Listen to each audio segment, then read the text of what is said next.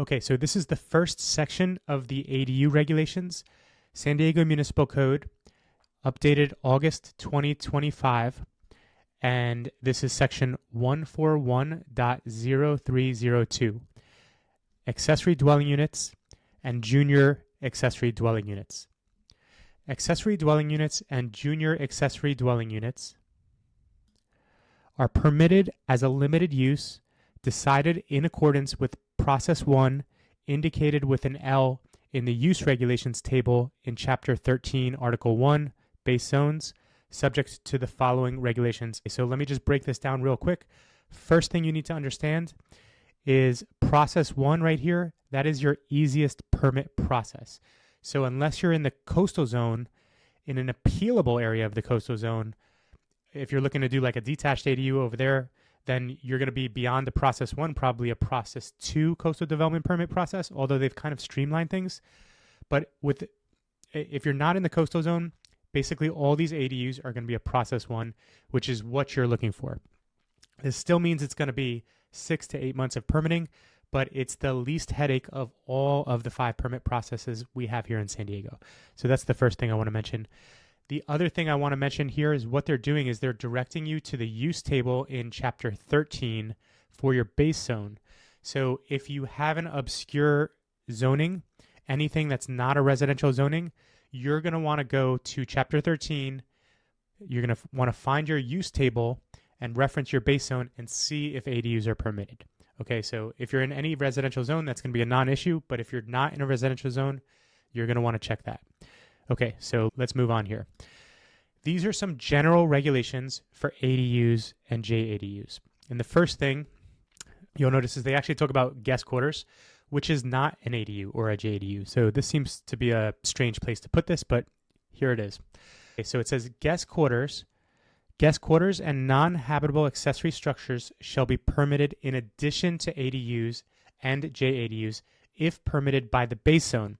Okay, so once again, you're going to want to go to this use regulation table in Chapter 13 and see if you can build a guest quarters.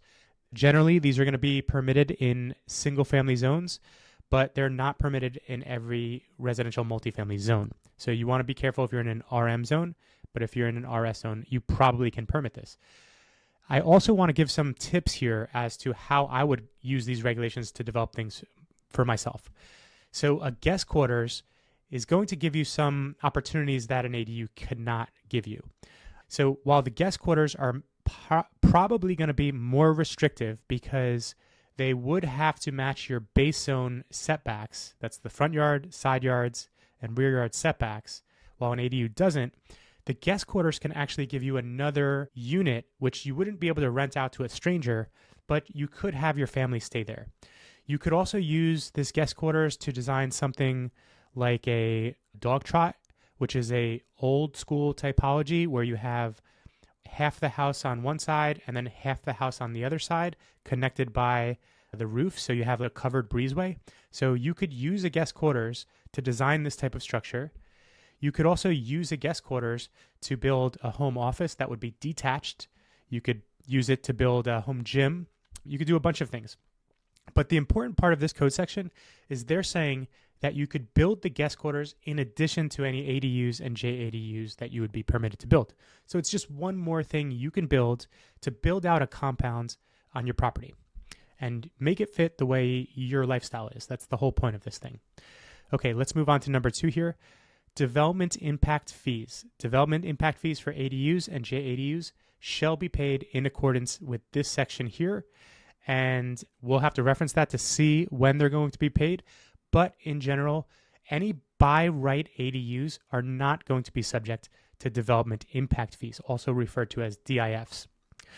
This is important because these can be very expensive. In fact, before the advent of ADUs, DIFs were the thing that prevented people from building the previous typology, which was called the companion unit.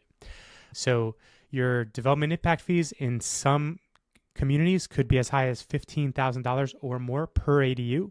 So it doesn't matter if you're trying to build the smallest ADU possible. These are flat fees. But as I said already, if it's a by right ADU, which generally is going to be the first 2 ADUs in your lot, you are not going to be subject to those development impact fees. And you don't have the city to thank for this, you have the state to thank for this, because the state identified impact fees as one of the prime barriers of building more housing. And it is true. So this is key. We always want to keep this one in our back pocket because we want to avoid as many fees as possible. No ADU ever got better from paying more fees, and your ADU should pay as little fees as possible. Okay, moving on to number 3 here. Multiple dwelling unit and urban lot split regulations. An ADU or JADU shall not be permitted to be constructed on any premises that has utilized the provisions of Chapter 14, Article 3, Division 13, multi-dwelling unit and urban lot split regulations for single-family zones, except as provided in this section right here. Okay, so if your project includes some sort of lot split, there's all different types of lot splits available right now, but you have to be very careful to follow these regulations, because if you do subdivide your lot, you could disqualify yourself from being able to build an ADU. That said, if you're just looking to do an ADU or 2 ADUs in your backyard, this is probably a complete non-issue. You don't really have to look into this unless you're proposing a lot split. Number 4, previously conforming. Construction of an ADU or JADU shall not require correction of previously conforming conditions on the premises. This one is a challenging one to understand, and to be completely honest, I don't think anybody really understands what this means. Previously conforming would mean something was already permitted under a previous code, and now it no longer complies with the existing code. So the code continues to change. Over the last 100 years, the code has changed quite a bit. So there could be a scenario where you have, let's say, a garage which was built to the code at the time when it was constructed and permitted, but now you couldn't build a garage in that same place because there's a new setback or something. So that would be considered a previously conforming condition. Now, here's where you get into some challenges here, which it would be great if it was itemized here in this code section, but it's just not. What happens if you have a previously conforming condition, but there are no permits on record? Or maybe we have the scenario where we have a previously conforming condition, but the structure was never permitted. I don't think the city of San Diego is going to allow that to become a previously conforming condition. To be 100% square, if you Google the definition of previously conforming conditions, which is in Chapter 11 of San Diego's Municipal Code, I believe it says it has to be permitted. However, any permits before like 1975 are extremely rare to come by, and the city has not done a great job of maintaining their permit library. So a lot of projects could fall into the problem where you believe the structure was permitted and it is previously conforming, but if you cannot prove this to the Development Services Department, then maybe you cannot base your project on that previously conforming condition. So what would I do in this scenario? Number 1, get your building record from the assessor's office. That's going to be the most proof you're probably going to be able to find. And you can go down to the records department at Development Services Department, see if they have anything. That's probably your second best option. Aside from that, previously conforming is really going to depend on whether it was permitted or not, and that can be very hard to prove. Okay, number 5, conversion. An ADU or JADU that is converted from an existing dwelling unit or accessory structure, or is constructed in the same location and within the same building envelope as an existing dwelling unit or accessory structure, may continue to observe the same setbacks as the existing dwelling unit or accessory structure, and they shall not be subject to the setback requirements in this code section right here. And that's going to be a code section we're going to look at as part of this video, by the way. So first off, let's just take this sentence by sentence. What is a conversion? A conversion is something you really need to know about if you're proposing more than one ADU on a property, because when you have an existing single-family home, the second or first, depending how you look at it, to get 2 ADUs when you have an existing single-family dwelling unit on the property, one of those ADUs is going to have to be some sort of conversion. I'm not 100% sure why the city of San Diego leaves this in there, because essentially what it does for a motivated builder is it's just going to make them get 2 permits. You would first permit a garage, and then you would get a second permit, and you would convert that garage into an ADU. But basically, going back to the sentence here, so the conversion is something that was not an ADU that is now going to become an ADU. And here the second sentence says, an ADU or JADU that is converted from an existing dwelling unit or accessory structure, or is converted in the same location and within the same building envelope as an existing dwelling unit or accessory structure. So let's stop it right here. Let's break this down. I think my definition was correct here. A conversion is when you have an existing structure that's not permitted as an ADU that then becomes an ADU. So if you have an existing dwelling unit and you're going to make half of that dwelling unit without adding any square footage into an ADU, that would be considered a conversion according to this, because we're going to convert from an existing dwelling unit. Now, an accessory structure is going to be like a garage, maybe a workshop. Now, I'm not sure if a shed would count. You can build a shed up to 100 square feet without a permit, but I'm not certain that would count as an accessory structure. If you read this word for word, it would count. When you go to submit your plans at the city, I suspect they would not allow that. So that's a big area that's a lot of gray area here. So I would avoid a conversion if it is just a shed. So I think you're going to want something that has a permit before you convert it. I don't think there's any loopholes there. Although I would bet it depends on who gets the project in as part of your plan check downtown. I would take the more conservative route on this and make sure that the thing you're converting has a permit. Now, here, this next sentence is actually very interesting. Or is constructed in the same location and within the same building envelope as an existing dwelling unit or accessory structure. So this is the most important thing to understand about a conversion. A lot of people say, oh, here's a garage. It's not in great shape. I don't think I can convert this into an ADU. You do not have to actually take the existing structure and work with that. All you have to do is take the existing footprint. You can tear everything down. You can tear out your foundation.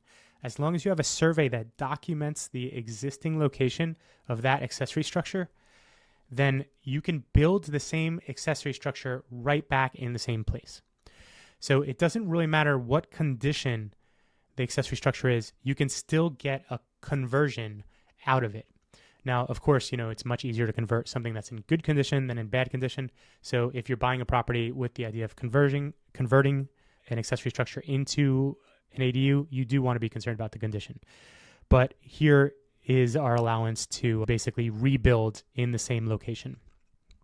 Okay, then it says, it may continue to observe the same setbacks as the existing dwelling unit or accessory structure, which is basically a repeat of what they say in number 4. So if you have let's say a garage that has a 1-foot setback and you wanted to build that ADU, the ADU can be built in the same location. Generally, if you're under 16 feet or 1 story, that's a non-issue. So let's see if we could find an example where this may be a bigger issue.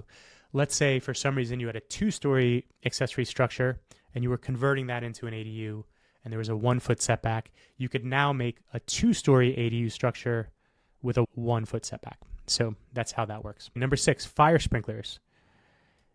An ADU or JADU shall not be required to provide automatic fire sprinklers if they are not required for the primary dwelling unit. So the city of San Diego has very rigid fire sprinkler code. One of the deputy directors has a background in fire safety, and she has put a lot of those requirements into the local municipal code. Here's one that she was not able to touch because this, again, comes from the state level. And the state said, hey, if the existing home does not have fire sprinklers, then we don't need fire sprinklers in our accessory dwelling units. And that is really the ideal scenario for somebody looking to save money as they're building an ADU. So I'll read it one more time. The ADU or JADU, by the way, shall not be required to provide automatic fire sprinklers if they are not required for the primary dwelling. Now, let me break this down one more level here. Every new dwelling unit requires fire sprinklers under California Building Code. So the only scenario where this works is if you have an existing dwelling unit that does not have fire sprinklers. Now, what if you're proposing like a larger scheme development on the property? Well, if you're proposing a new dwelling unit and a new ADU, since that new dwelling unit is going to need fire sprinklers, that new ADU is also going to need fire sprinklers. So you just want to watch, like, sometimes you get the ball rolling on these things and it just keeps rolling and you end up doing more and more things beyond what you thought you needed to do on the project. So possibly a more proactive way to handle a project like that, if you have the luxury of time, is you could first permit the ADU if there was an existing dwelling unit that did not have fire sprinklers. And then if it made sense, you can come back with a second permit and permit the second dwelling unit. And then you could basically build these new units without fire sprinklers in the ADU. You may lose some efficiency of scale when you do that. So sometimes you may just want to bite the bullet and just install fire sprinklers in both the new dwelling and the new ADU. Something to think about though. Okay, let's move on to the next page here. So here we have section B, and it says an ADU or JADU shall be required to provide an automatic fire sprinkler system when located on a premises where the primary dwelling unit is protected with an automatic fire sprinkler system in accordance with California Building Code standards. So that's exactly what I said. If there's an existing dwelling unit with a fire sprinkler system, any ADU you propose would have to have a fire sprinkler system. And it's not explicitly listed here, but I believe that would include a conversion. And then here we have subsection C. The construction of a detached ADU shall not trigger a requirement for automatic fire sprinklers to be installed in the existing primary dwelling unit or multiple dwelling unit unless required in accordance with California Building Standards Code. So let's say you have a existing duplex, 2 dwelling units connected. So you got a duplex of 2 dwelling units. Now you want to build a detached ADU behind it somewhere in the backyard. It is explicit here that because the existing duplex does not have fire sprinklers, that means that the ADU does not have fire sprinklers. And then according to subsection C here, when we build that ADU, we do not need to go back and fire sprinkler our dwelling unit. I guess you could also extrapolate this to say, if I was building a new ADU in this scenario and I elected to install fire sprinklers, I still should not be required to go back and install fire sprinklers in my duplex of dwelling units. The last sentence here, where it says, unless required in accordance with California Building Standards Code, what this is referring to, it's the elephant in the room here. It's not mentioned anywhere in this ADU code, but it's the difference of an R3 occupancy and an R2 occupancy. R3 occupancies are small projects that include single-family homes, duplex structures, and townhomes. And R2 occupancies are covered by California Building Code, and those projects always require fire sprinklers. So duplex and smaller, that's the simple R3 occupancy code covered by California Residential Code. R2 occupancy and greater, that's covered by California Building Code, and those are going to require fire sprinklers. So in this scenario where I have an existing duplex and I'm proposing a detached ADU, both of those structures are considered R3 occupancy and do not require fire sprinklers according to this. But if I take that detached ADU and I connect it to my duplex dwelling unit, I've just made an R2 occupancy project, and the whole thing is going to need to be fire sprinklered. So let's break this down real quick. I have a couple models I've made here, and I'm going to go through this here. Okay, so here's the situation. Maybe I have a duplex here. Let me just copy this over.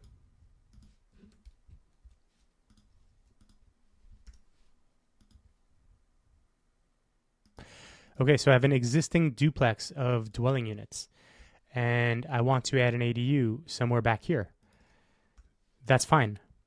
I will not trigger fire sprinklers if there's no fire sprinklers here. However, as I mentioned, if I attach this here, I've just made a triplex. That is going to require fire sprinklers throughout the entire structure.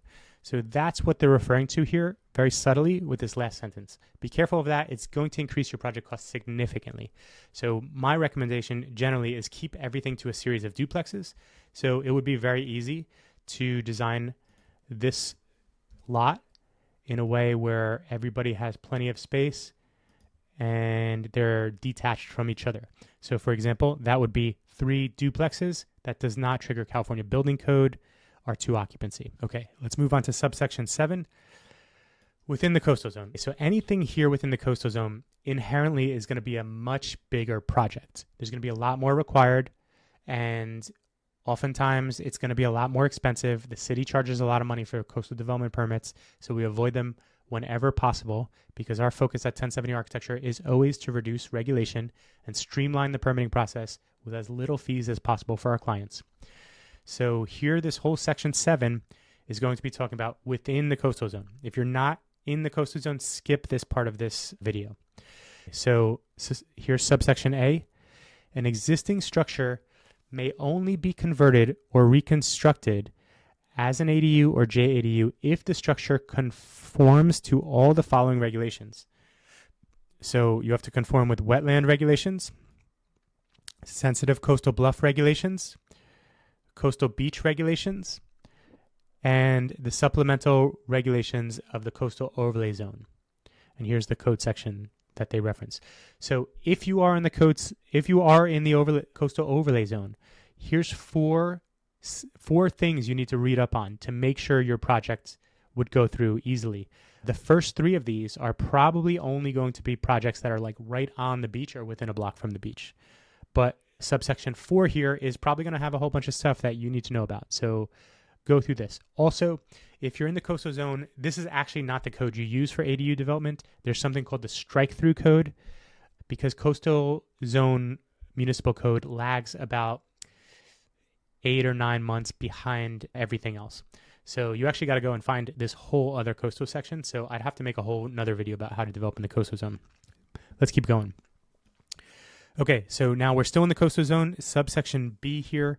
ADUs or JADUs constructed within areas of future sea level rise shall comply with these regulations. So there's a 5th thing you need to read if you're in the coastal zone. And subsection C here, ADUs or JADUs shall comply with the following regulations. So this is just going to be repetitive of the previous ones. We need to make sure we meet the wetland regulations. We need to make sure we meet the sensitive coastal bluff regulations. We need to make sure that we meet the coastal beach regulations. And as I mentioned earlier, probably one of the most important ones is we need to double check the supplemental regulations. I don't know why they wrote this like this, where basically, I guess here it's saying converted or reconstructed, and here it's saying if it's a brand new one. Okay, that's just something you got to watch out for. Let's go to the next one here. Okay, so we got one more subsection within the coastal zone, and it says an ADU shall not be used for rental terms of less than 31 consecutive days, and JADUs are not subject to rental term limitations. Okay. Now that only applies in the coastal zone because we're still, actually, I take that back. We're no longer under the coastal zone subsection. So here it says, an ADU shall not be used for a rental term of less than 31 consecutive days, and JADUs are not subject to rental term limitations. Okay, so let me rephrase what this is about. Back about 3 or 4 years ago, the city got really frustrated with the cost of housing. They thought it was due to short-term rentals. So once that was generally adopted as the reason why housing is so expensive, City Council passed some regulations on Airbnb and other short-term rentals that are 30 days or less, and this made it into the code. You need basically a license to rent these ADUs out. I'm still pretty sure that you can get a license to rent ADUs out and override this code section, but don't quote me on that. I do not do short-term rentals. I used to do short-term rentals with a dwelling unit. We do not do short-term rentals anymore. Okay, so now I'm moving into subsection B here, and this is where they're going to begin the general ADU development regulations. Okay, so number 1, on a premises with an existing or proposed single dwelling unit, the following is permitted. And I want to mention there's basically 4 criteria you can have that will tell you exactly how to build, how many ADUs you can build. So here we're going to explore the first 2. Okay, so on a premises with an existing or proposed single dwelling unit, the following is permitted. You could build 1 ADU that is within an existing or proposed single dwelling unit or within an existing accessory structure subject to the following. Okay, so we'll get into this later, but I want to explain this a little bit more. So we have an existing or proposed single dwelling unit. That's your starting point. So here's a scenario where we have an existing or proposed single dwelling unit. So for this scenario, let's say this is an existing house, dwelling unit, and this is an existing garage. So what could we do here? We could take this existing home and leave it alone, and we could convert the garage into an ADU. So I've just moved this existing garage, which used to be charcoal color, and now it's pink. So that is a garage conversion. And because there's an existing single-family dwelling unit on the lot, I can do that. Now, let's say it was a vacant lot. I could propose to build a single-family dwelling unit, and by doing that, I would have to do it this way. I would have to first propose this as a garage. Okay, so let's take this lot here, vacant lot, and now I'm going to propose a new dwelling unit, and I'm also going to propose a garage. Then what I can do later on is I can convert the garage. So that's one way to look at it. Now, they give us a couple other things that we have to do here for these conversions, or we don't have to, but we can do.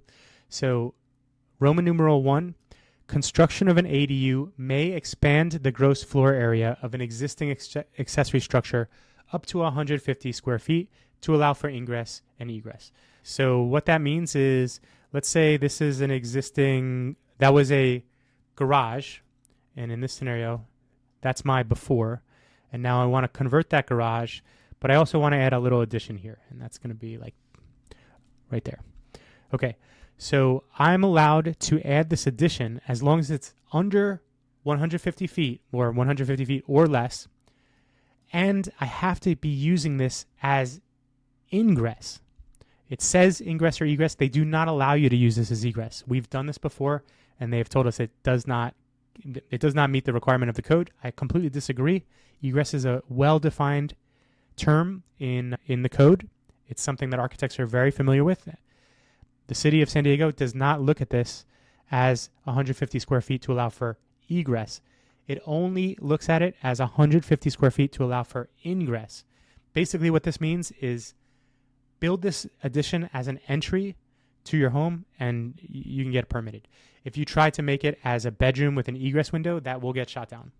And I'm just telling you that from experience. I know it says otherwise right here, but the people who review your plans do not understand this code. And they do not look at what the letters of this code say before they make their decisions. And you don't want to end up with an argument. It's just going to increase the time of your permit by months. And you may have to go back to redesign and re-engineering the whole thing. So you don't want to do that if you don't have to. Okay, the next one here, Roman numeral number 2. The ADU shall have a separate exterior entry from the single dwelling unit. Okay, so that would be like this scenario here where, let's take this. We start here with an existing single family home. And in this scenario, we are going to take half of that existing single family home. So I guess we can look at this as before and we look at this after. So we split half of it into an ADU to create a duplex.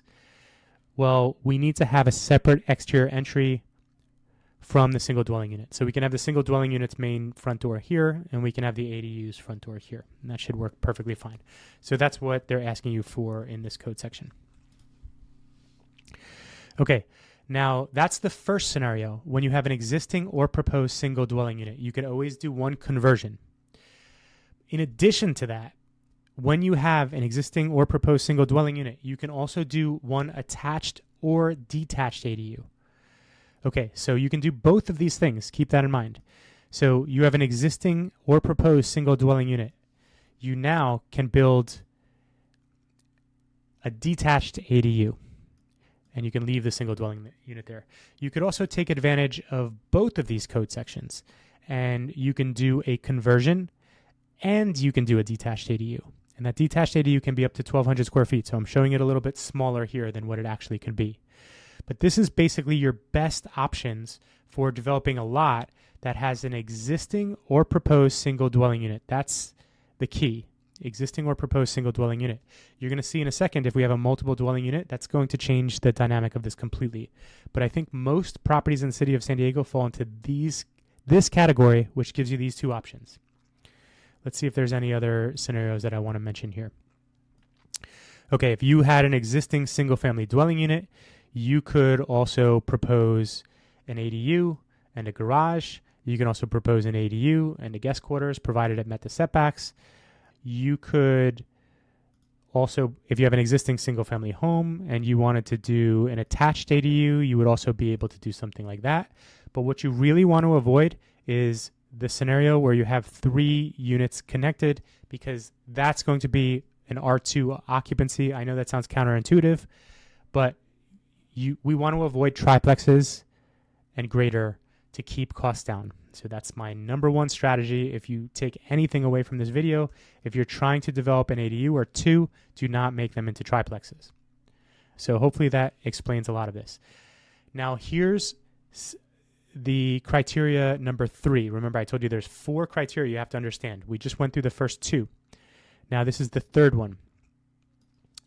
The maximum number of ADUs on a premises, which just means property basically, with the proposed multiple dwelling unit structure shall not exceed 2 detached ADUs. Okay, so here's the situation. We start with vacant lot. We propose a multiple dwelling unit structure. So these are new. This is not an existing multiple dwelling unit structure in this scenario. This is a proposed multiple dwelling unit structure. If we propose 2 dwelling units in a multiple dwelling unit structure, we can now build 2 ADUs. We could also, if we can propose a multiple dwelling unit structure, we could also build 1 ADU. So you don't have to build the max, you can build less than that. Okay, so let's read this one more time and make sure we're understanding correctly. The maximum number of ADUs on a premises with a proposed multiple dwelling unit structure shall not exceed 2 detached ADUs. Okay, so nothing on the lot here, proposed multiple dwelling unit structure, and we can do 2 ADUs. Now those can be attached, they can be detached. We can have both of those things here. We could also do something like separate them. That would be acceptable as well. But like I mentioned earlier, you do not want to be doing that, or you do not want to be doing that. Okay, so this is a good play here. Now, what if we had this scenario here? What if we had an existing single-family home, but for some reason the zoning allows us to build more than 1? Well, we can demolish this, propose these 2, and then also as part of that permit, we can just permit all of these at the same time. You do need a multiple family property or some sort of previously conforming condition to build a multiple dwelling unit structure, because in most cases, a single family zone is not going to allow you to do this. Now, there's one major, this is the biggest gray area in the entire ADU regulations, and this happens a lot in my neighborhood of Logan Heights and Barrio Logan. What happens when you have 2 detached single family dwelling units? Would you follow this code section or would you follow this code section? And that is unclear, because if you check the definition of multiple dwelling unit structure, the term structure requires them to be connected. However, in my conversations with the building department, they're telling me that this counts as a multiple dwelling unit structure. So if that's the case, you have to proceed with extreme caution, because it's very likely you submit a project like this and the city says, wait a second, that's not a multiple dwelling unit structure. And you could also submit the same project and a different plan checker will get it. And they'll say, oh, I understand, we are considering this a multiple dwelling unit structure. But if you go by the written word, this here is not a multiple dwelling unit structure. This is a multiple dwelling unit structure. So it depends on how conservative you want to be with your approach. Keep in mind, by the time you submit this project, you've already gotten design and engineering completed. So if you have to back out of that, that's going to be very expensive. And it can be challenging to get the development services department to give you a straight answer before you submit a project without using a preliminary submittal, which are now priced at a point where it does not make sense to get a preliminary submittal. They start at $1,500, they go up to $12,000. Okay, so let's move on. Now here's the fourth criteria. On a premises with an existing multiple dwelling unit structure. Okay, now here's the situation where we have an existing multiple dwelling unit structure. Completely different than a proposed multiple dwelling unit structure. Here we have an existing multiple dwelling unit structure. The maximum number of ADUs that may be permitted within the existing non-livable space of an existing multiple dwelling unit structure shall not exceed 25% of the total number of multiple dwelling units in the structure. The minimum number of ADUs that may be permitted within the non-livable space of an existing structure is 1. For example, non-livable space includes but is not limited to storage rooms, boiler rooms, passageways, attics, basements, or garages. Okay, so A and B are the most poorly written code section in the entire municipal code in San Diego.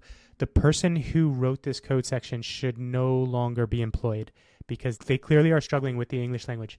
They have set up a riddle here that is impossible to solve, and this is going to create a barrier to getting housing actually built.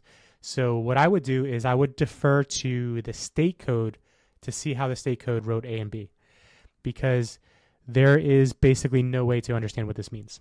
I'm going to do my best to break it down, and when I finish, you'll understand why this makes no sense. So for one, we are starting with a premises with an existing multiple dwelling unit structure. So that would mean, we'll use this as an example. Here we have a fourplex that's existing. This is all dwelling units. ADUs do not count into this calculation for an existing multiple dwelling unit structure. And in this scenario, we have a garage. Okay, so the maximum number of ADUs that may be permitted within the existing non-livable space of an existing multiple dwelling unit structure shall not exceed 25% of the total number of, let's pretend this says dwelling units in the structure. Okay, so in this scenario, I think this would be a risky venture. We have an existing multiple dwelling unit structure, and here we have a garage, which would be considered non-livable space.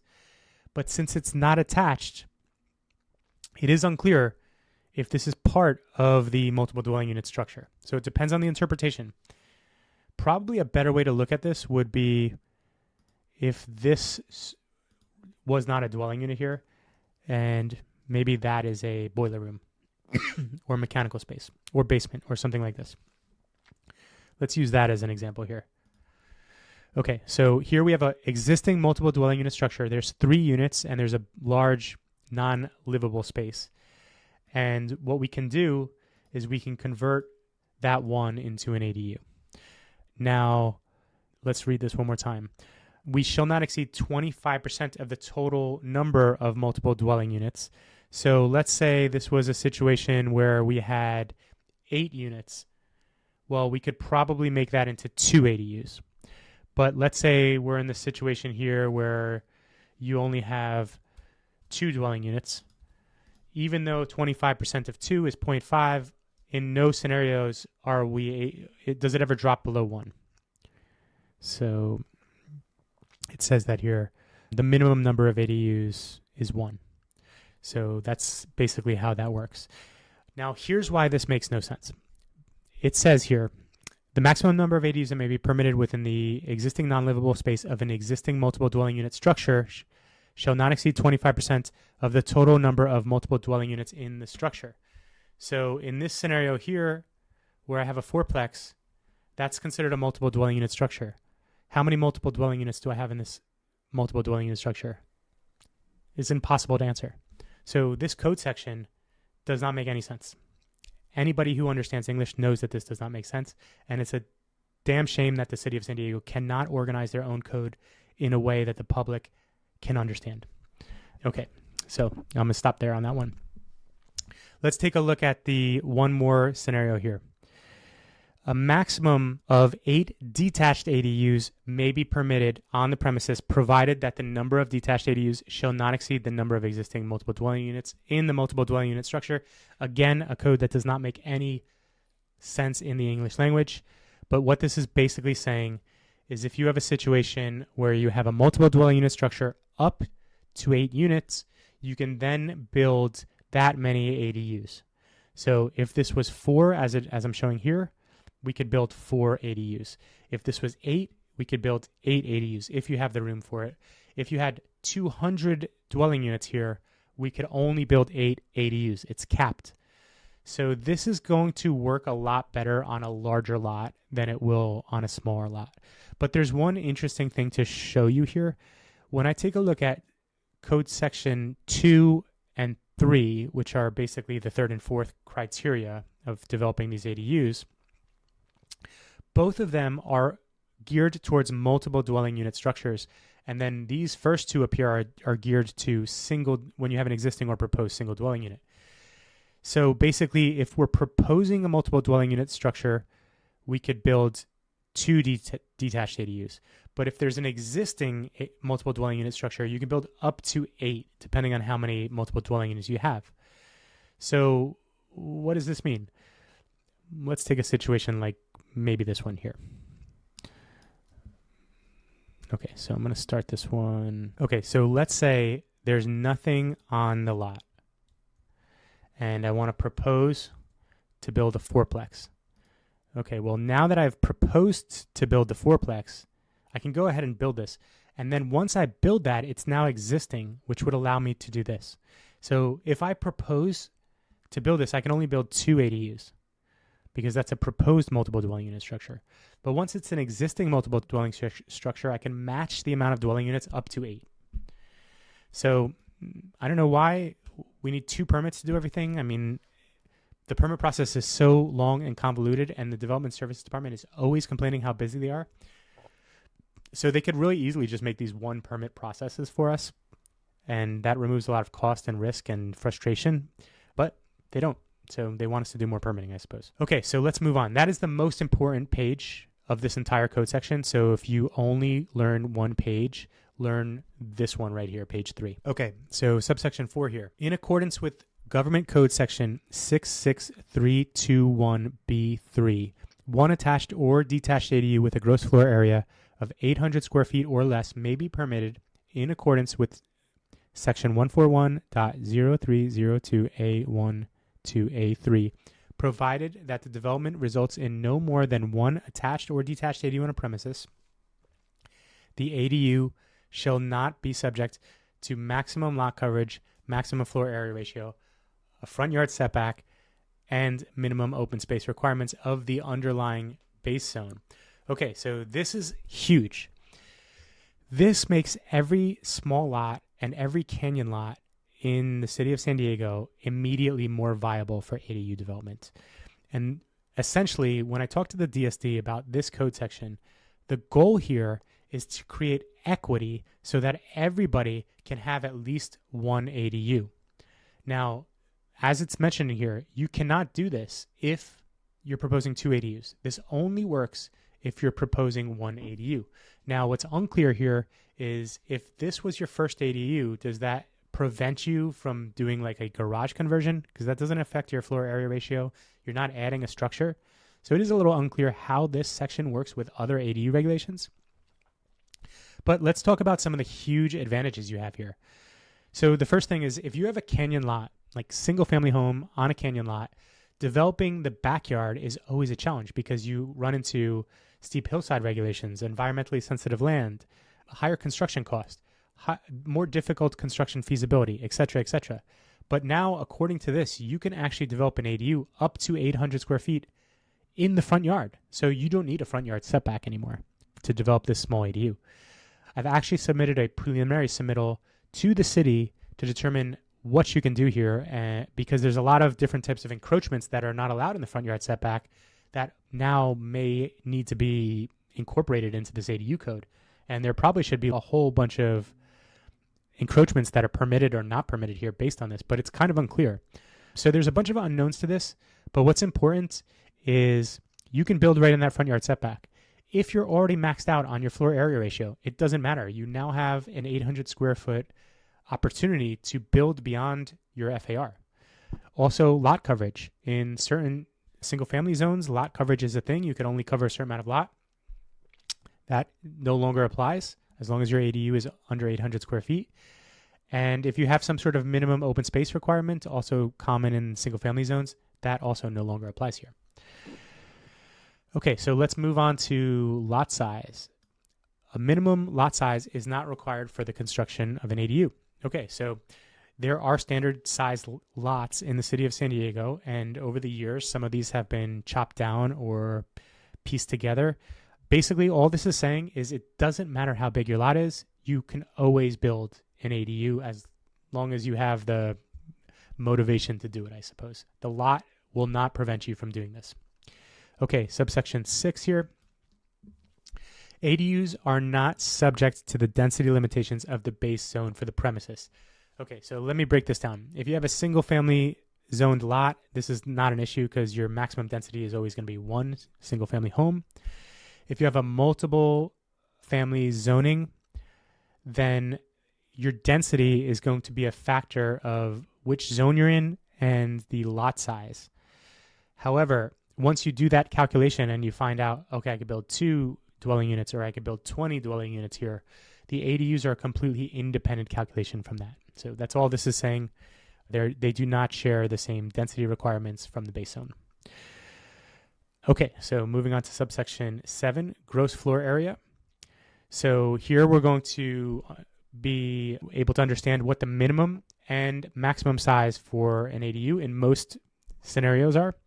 So these first 2 lines, A and B, the gross floor area of an ADU shall not be less than 150 square feet, and the gross floor area of an attached or detached ADU shall not exceed 1,200 square feet. Now, I don't even know why they bothered to mention attached or detached here, and they didn't mention it here. It seems like they don't need it in either scenario. But basically, you're shooting for between 150 and 1,200 square feet. It's my understanding that there's some new state regulations. I'm recording this mid-March of 2026. And it's my understanding there's new regulations that allow us to calculate the 1,200 square feet as the net instead of the gross floor area, which would mean you're calculating the space in between the walls instead of the space including from the exterior of the framing to exterior framing, which is a gross floor area calculation. I don't know what that means for subsection A here, because if you calculate it with net, you're going to get less than if you calculate it with gross. So in some scenarios, if you're trying to really build the smallest ADU possible, you may be better off calculating it for GFA or gross floor area. Now, there are going to be scenarios where we can break past the 1,200 square feet, and I'll explain those in a second. Okay, so moving on to subsection C here. An ADU constructed within an existing or proposed single dwelling unit shall not have a maximum gross floor area requirement. Okay, this is exactly that scenario. Let's say we have a 5,000 square foot single family dwelling unit. Well, we can make that into 2,500 square foot units. One would be the dwelling unit, one would be the ADU. We could still add 150 square feet onto that ADU as long as that addition is used for ingress, and that would still all be totally allowed here. That's one scenario. Now, here's another scenario where we could break past the 1,200 square feet. An ADU constructed within an existing accessory structure on a single dwelling unit lot shall not have a maximum gross floor area requirement and may construct an additional 150 square feet to allow for ingress or egress. Okay, so they are giving us some more specific criteria here. So let's say you had a 2,000 square foot garage on a single dwelling unit lot, which I suppose would mean a lot with an existing single dwelling unit, or maybe it could mean a lot with a proposed single dwelling unit. You could convert that 2,000 square foot accessory structure into a 2,000 square foot ADU and still reserve your ability to add 150 square feet, as long as that's for ingress only. They should remove egress from this code section. Okay, moving on to subsection E. ADUs constructed within an existing multiple dwelling unit structure shall not have a maximum gross floor area requirement. This is just giving us the same provision for an existing multiple dwelling unit structure. So, I mean, this is where the code gets really confusing, because this is saying the same thing. One is for, one is for a single dwelling unit structure one is for an accessory structure, and one is for a multiple dwelling unit structure. But they've added this extra section here for some reason, and they didn't put that extra 150 square foot criteria here or here. So I don't know why they write the code this way, because that we may construct an additional 150 square feet to allow for ingress and egress, that's in the code section above. We don't need it here again. But by putting it here again, it makes me think that I can't do it here and I can't do it here. But if I can't do it here or here, that means the code section above is not valid. So they should clean this up a little bit. Okay, so subsection F, the gross floor area of an ADU shall be included in the floor area ratio of the premises. Okay, so this means when you figure out what your maximum floor area ratio, also called FAR, for the lot, the ADU has to fit within that, unless you're falling into this category where it's only one ADU with a gross floor area of 800 square feet or less. And in that case, you're still going to calculate your FAR. You're just going to have a higher FAR calculation because ADUs count towards gross floor area. Also, this question comes up a lot. Garages also count towards gross floor area. There are exceptions in certain zones, particularly some single-family residential zones, where you can subtract certain amounts of square footage from garage spaces, and that would allow you to dial your FAR down lower. So you're just going to want to really calc everything at once, make sure that the garage is calculated accordingly. Also, in a lot of the RM zones, you do get a density bonus for more dwelling units, and in that code, dwelling units includes ADUs. You'll find that the term dwelling unit is used interchangeably. Sometimes it's an actual dwelling unit, which is like a house, and other times dwelling unit means the house or the ADU. It's just used interchangeably. I guess that's how the city keeps us on our toes as professionals. Okay, so the last one, 8, subsection 8.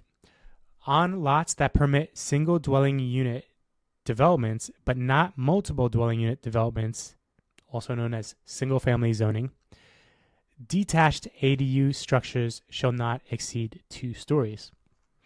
Okay, so now keep in mind, this is not a height limit, this is a story limit. So there's nothing stopping you from doing 2 15-foot tall stories.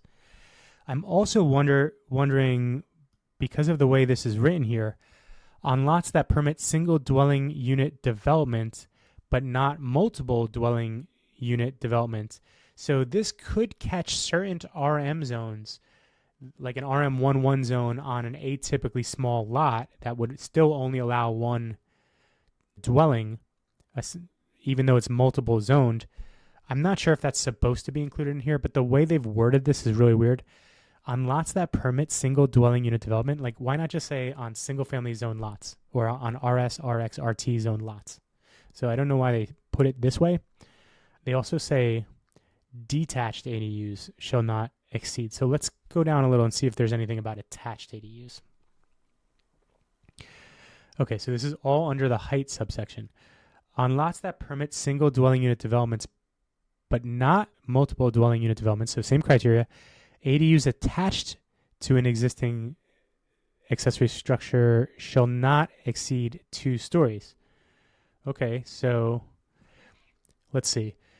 Both of these scenarios are single dwelling unit both of these scenarios are on lots that permit single dwelling unit development. And one of them says a detached ADU shall not be over 2 stories. And the other one says ADUs attached to an existing accessory structure shall not exceed 2 stories. What about the scenario where you have an ADU attached to a single dwelling unit? Because they have not covered that. You think that would be what subsection C was, but it's not. So in that scenario, I would assume, although you better check this if you're going this direction, I would assume that we can do more than 2 stories. If it's on a lot that permits a single dwelling unit development where you have an attached ADU and the ADU is attached to the single dwelling unit, that seems to be able to break the 2-story restriction here. I'm not clear on that. That's the problem with the code, is it leaves all this gray area where you think somebody would have proofread this and say, well, what about this scenario you're leaving out? But it seems like nobody has. Okay, subsection C here. ADUs shall comply with the overall maximum structure height of the underlying base zone and overlay zone. Okay, so all this is saying is you got to check the base zone height. It's generally going to be 30 feet. Sometimes it can be 40 feet or more. But the lower density that your lot allows, the lower that height limit's going to be. And the ADUs basically comply with the same height regulation. Now, there is something I want to mention here because it's not written anywhere in the municipal code. If you look up the base zone height, you're going to find something that's called an angled plane restriction. Basically, it takes from the setback, you go up a certain amount, generally 24 or 27 feet, and then you angle up at a 60 or 45 degree angle, and a dwelling unit cannot break past this envelope with the exception of certain things like dormers and bay windows and things like that, chimneys. But an ADU does not have to respect this at all. And the reason for that is because the state said there's too many regulations. San Diego has too many regulations. We don't want the ADU to be subject to all these unnecessary ADU regulations. All we want is for people to build easy homes, as simple as possible. The state has said that that ADUs do not have to comply with the angled plane restrictions. The city of San Diego refuses to put this in the municipal code. They've known about it for 5 years. They refuse to put it in the municipal code. So that's part of the secret code, and I'm sharing that detail with you right now. Okay, now we're going to get into setbacks here. The front yard setback of an ADU shall be consistent with the base zone. Of course, unless you have a single ADU, 800 square feet or less, then you do not have to use the front yard setback. So you can rewind the video and see where I talked about that code section. But otherwise, the front yard setback of an ADU is going to be the same setback for your ADU as the dwelling unit. Now, subsection B, the minimum street side yard setback of an ADU shall be 4 feet or the minimum street side yard setback of the base zone, whichever is less. Okay, so most properties only have a front yard setback, but if you have a corner lot, you actually have a front yard setback and you have a street side setback. The front yard is the more narrow width of the lot. And you can go into Chapter 11 of the Municipal Code. There's a section called Rules for Calculations and Measurement, and it explains how to figure out which side of the property is the front yard, the street side yard, rear yard. But I'll give you the cliff notes here. The more narrow side is the front yard, and then if it's a corner lot, the other side is going to be the street side yard. Now, this is kind of a newer setback requirement. I believe this was first published all the way back in August of 2025, and the ADU code has not been updated since. But basically, it says that your ADUs can use a 4-foot minimum street side yard setback, which is awesome. It also clarifies that if the base zone allows for less, then you can go less than 4 feet. So that's a good opportunity because if you have a corner lot, you have a very viable way to have two direct approaches, one to the dwelling unit and one to the ADU. So it's very easy to have these two units operate completely independent with maximum privacy for the residents. Okay, now if you don't have a corner lot, you're going to have an interior side yard.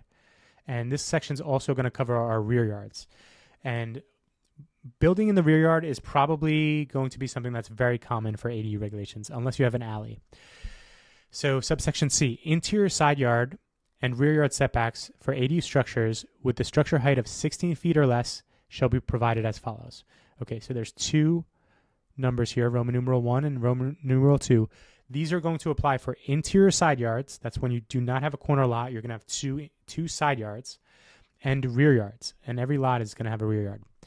Now, if the structure is 16 feet or less, it says for ADU structures located on a premises outside of a high or very high fire hazard severity zone, there is no minimum interior side yard and rear yard setback, except that the fire code official may require a greater setback to ensure compliance with the California Fire Code, California Code of Regulations, etc., etc., etc.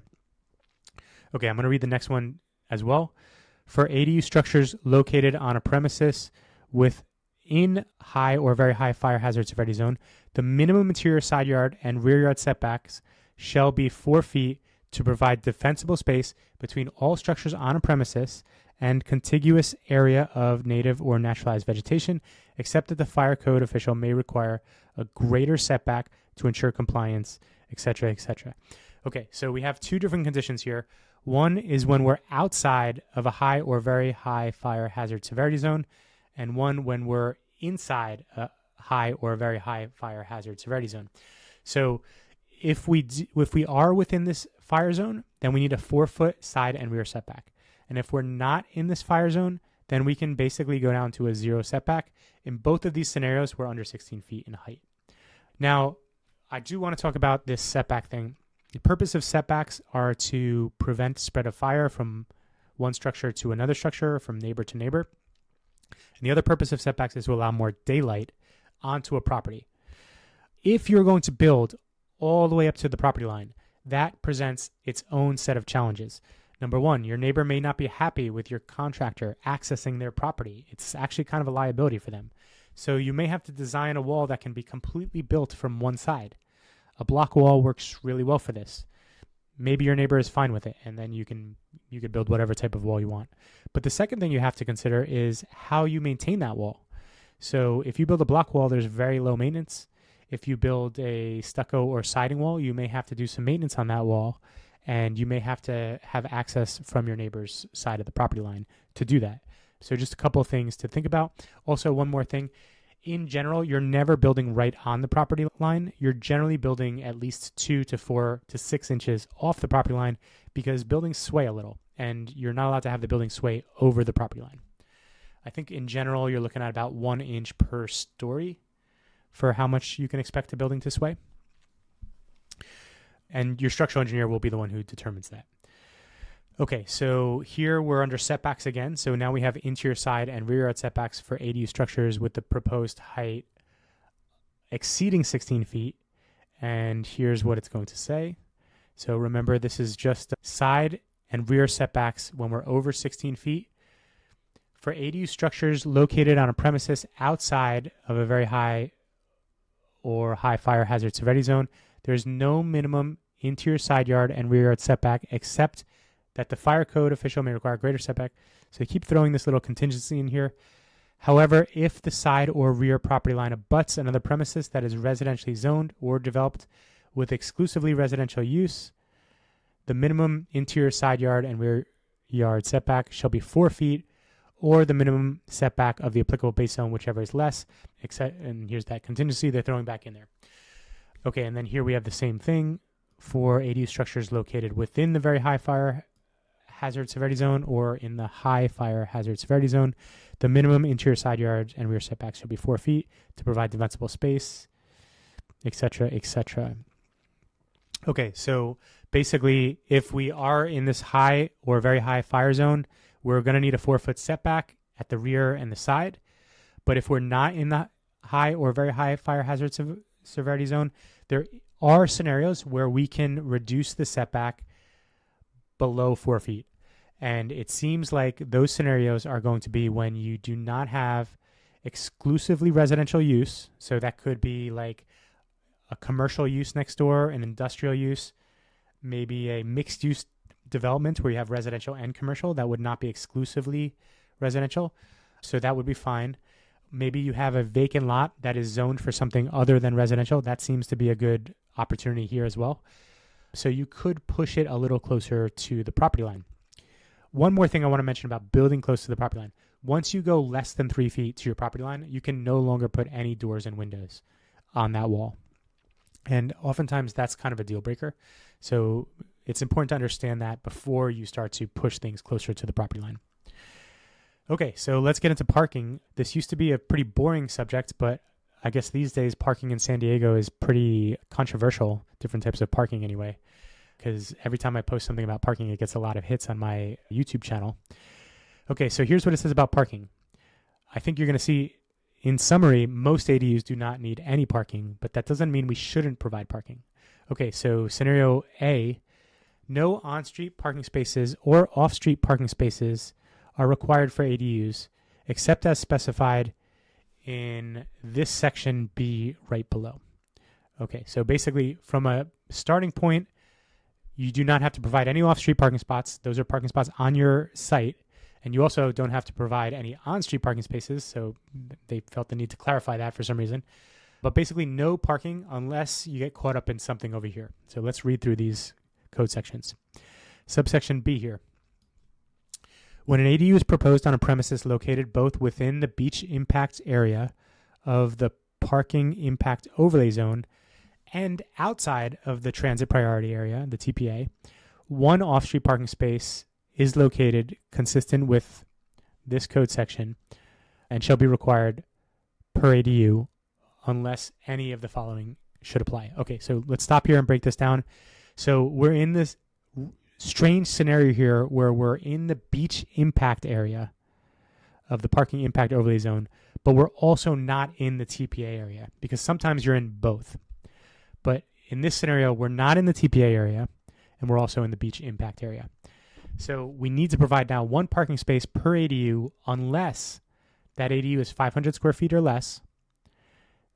The premise is located within a historical district that is a designated historical resource. The ADU is attached to the proposed or existing primary dwelling unit or accessory structure. The premise is located within a residential permit parking district, or there's a car share vehicle located within 1 block of the premises. Okay, so let's break this down. Let's say you're in this rare scenario. You want to build an ADU, you don't have the space for parking, let's just say. Like there's no chance you can get any space for parking for some reason. And you happen to fall into the beach impact area and not in the TPA area. Okay, so we could build this ADU at 500 square feet, no parking required.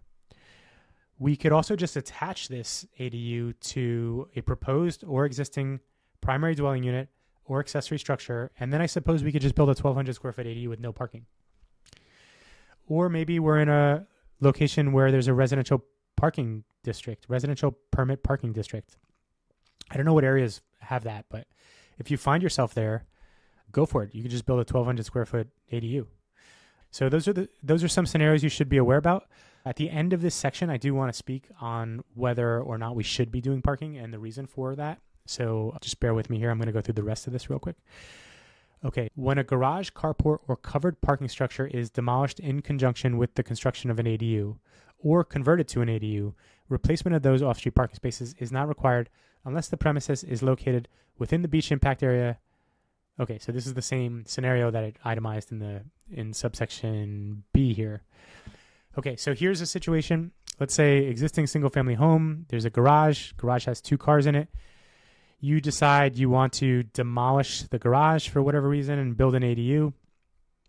And maybe you're going to demolish the garage here so that you can access this part of the lot, I guess.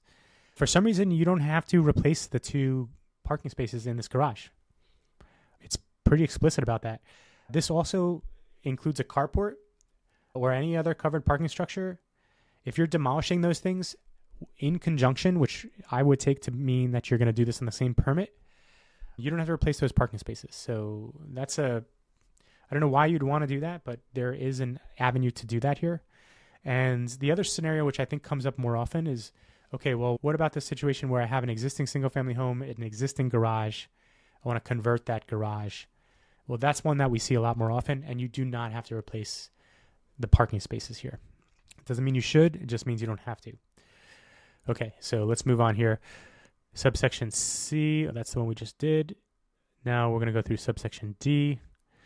When an uncovered parking space is demolished in conjunction with the construction of an ADU or converted to an ADU, replacement of those off-street parking is not required. Okay, so this one is a little weird. Let's see here. Okay, I'm going to grab this guy. Okay, so let's say I have two parking spaces here. Okay, so I have 2 parking spaces in my backyard. I determine that I want to build an ADU. And for some reason, I want to build that ADU right here. So what the city is saying is if I'm building an ADU in place of existing parking, replacement of those off-street parking spaces is not required. Now, I would say this would be a really bad idea to build an ADU here if you have that parking. Like, I would just build it here. I think that makes a much more functional like site design. But I suppose there could be some rare scenarios where you want to build it right there. Now, this code is hard to implement, and I'm going to explain why. Let's say you have an existing single-family home here, and most single-family homes require 2 off-street parking spaces, although since homes were built for probably 150 years in San Diego or more, parking regulations have changed. And if this is where my permitted parking spaces are, I mean, who's to say, like, well, maybe they're right here. I mean, this guy's not going to be able to find a permit that shows where these 2 off-street parking spaces are. So does that mean that the permit applicant gets to decide where these parking spots are? I mean, you're not going to find this on a records in the city records. So I don't really understand how they're planning for us to implement this, but that's a whole nother story. Okay, let's move on here. Subsection E. If off-street parking spaces are required in accordance with Section 141.0302B10B or 141.0302B10C, so these are these code sections right above here, or the applicant chooses to provide off-street parking spaces for ADUs located on the premises, the following applies. 1. Off-street parking spaces may be located within the setback areas and may include tandem spaces or mechanical lifts. And 2. Off-street parking spaces shall be located within the hardscape area and shall comply with the minimum standard and guideline to provide safe, efficient means of vehicular access to the lot. Off-street parking spaces may not encroach into the public right-of-way. Okay, so let's break this down. Okay, so this applies if you're required to provide parking or if you elect to provide parking voluntarily. So we'll cover number 1 here. Off-street parking spaces may be located within the setback areas and may include tandem space or mechanical lifts. Okay, so first thing, we can park in the side yard setback. That's now totally kosher if we're building an ADU. We also can park in the front yard setback. The municipal code does not let you park a car in the front yard setback. However, if you build an ADU, you now can park in the front yard setback. And we're always allowed to park in the rear setback. So that's how this works. You could also include tandem spaces. So a tandem space would be this type of parking space. Okay, so those are 2 tandem spaces right now, and that would constitute 2 parking spaces. You basically never want to do this for 2 different units, but it is fair. In this scenario here, like, let me move this back here. If we had an ADU here and a dwelling unit here, it would be totally acceptable to have these 2 parking spaces as part of the parking for this, and this one as parking for this, and that would totally be acceptable. You could also do mechanical lifts. That's going to be a pretty slim scenario, but if you're working on a large project in a scenario where you absolutely need to provide the parking, maybe the code requires it, or maybe you think your future tenants really are going to demand this, you could provide a lift. Okay, number 2, off-street parking spaces shall be located within hardscape areas and shall comply with the minimum standards and guidelines to provide safe and efficient means for vehicular access to the lot.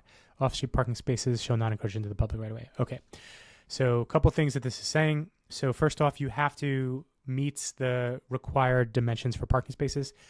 Typically, this is going to be found in Chapter 14 in the parking regulations. A typical parking space is 8 foot wide by 18 feet long. If you are proposing to park next to a fence or other physical barrier, you need to add 1 foot in width, so that would be 9 feet. If you are parking in a garage, you need to add 1 foot in length, so that would be 19 feet. If you park next to 2 barriers, like directly in the middle of 2 posts, you need 9 foot 6 inch clearance. So the first thing this code is saying is you have to meet those requirements. The next thing this is saying is you cannot park in the right-of-way. So a lot of times I'll go for a walk with my dog, and you see a car parked in a driveway, and it's like this.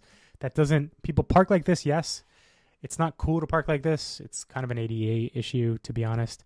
Somebody in a wheelchair would have to then enter the street if you park like this. So it's not a really great thing. You do see it a lot. The city will not accept that as a parking space if you propose that. Okay, and then let's see if there's anything else. Then they also say within hardscape area.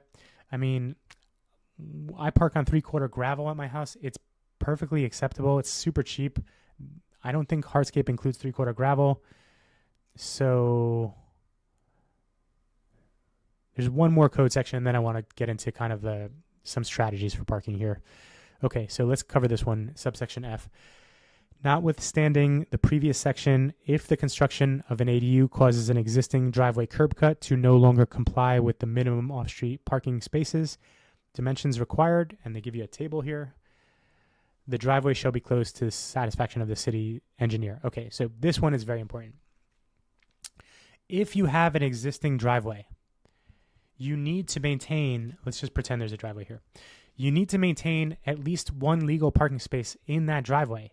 If you don't do that, the city is going to say you need to close up your driveway.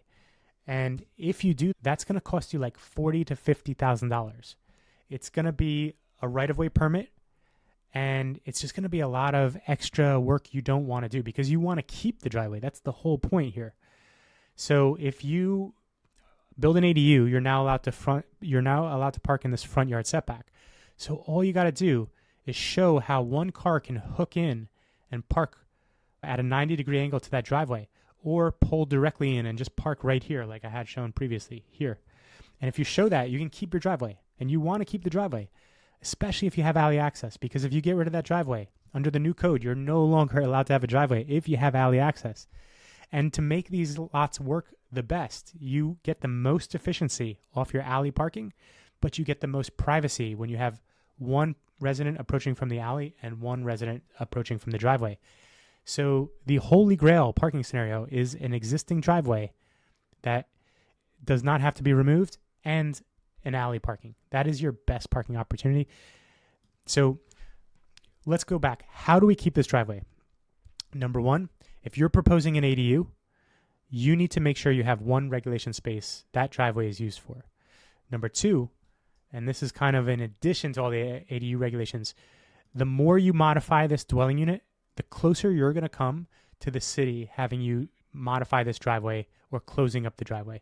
And the reason for that is because dwelling units are going to trigger public improvements. And an alteration of a single-family dwelling unit does not trigger public improvements. But the definition of alteration is in debate by the engineering department, the department who's responsible for implementing this code. They could say a kitchen remodel in an existing single-family home is considered an alteration of an existing, or is considered not an alteration. They could say an addition is not an alteration. So if you trigger public improvements by modifying this in a way that the engineering department believes you're triggering public improvements, the first thing they're going to have you do if you have alley access is close up this driveway. It's very expensive. You need a right-of-way permit. It's going to be about $5,000 for the permit. It's going to be about $5,000 for the drawing. And closing up a driveway is going to be like $30,000. You don't want to do that if you don't have to do that. Okay, so in general, let's talk a little bit more specifically about parking. Parking is the lowest cost option to provide a resident with a better experience. Like I said, all I do is throw down 3/4 gravel here, and now you can have 6 parking spots park across a 50-foot wide lot, or 3 parking spots across a 25-foot wide lot. It almost costs nothing to do, and the market rate in my neighborhood of Logan Heights for a parking space is about $130 for a month. You're getting $130 a month for each parking space inherent in the rent, and yeah, it's just very easy to do. So if you have alley, always leave 20 feet minimum here for parking. The other thing you have to be concerned about is you need 21-foot backup distance. So most alleys are only going to be 20 feet.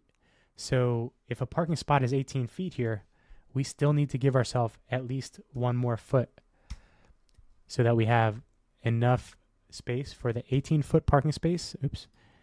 18 foot. And then we have 21 feet backup distance to the other side of the alley. So that's what we're looking for. Okay, now here's the trick. The parking regulations in the city of San Diego is so restricted. I mean, what sense does it make to close up a driveway here if we could fit 3 cars in a driveway? The width of the curb cut is going to be less than the width of a parallel parking spot. So we should be encouraging driveways, especially if they have 2 or more cars in it. But you have to play by the rules. And unfortunately, the parking regulations are incredibly restrictive. So what happens more often than not is we show the parking in the way that's going to meet the city requirements. But in real life, people park the way the property owner allows them to park. That could mean a whole bunch of different things. I came up with a circumstance where we had a 25-foot wide lot, so half the width of this, and we proposed 3 parking spaces. And the city was not going to allow that. So what we ended up doing is we just showed the city 2 parking spaces. Now, in real life, this guy has a 7.5-foot wide parking space.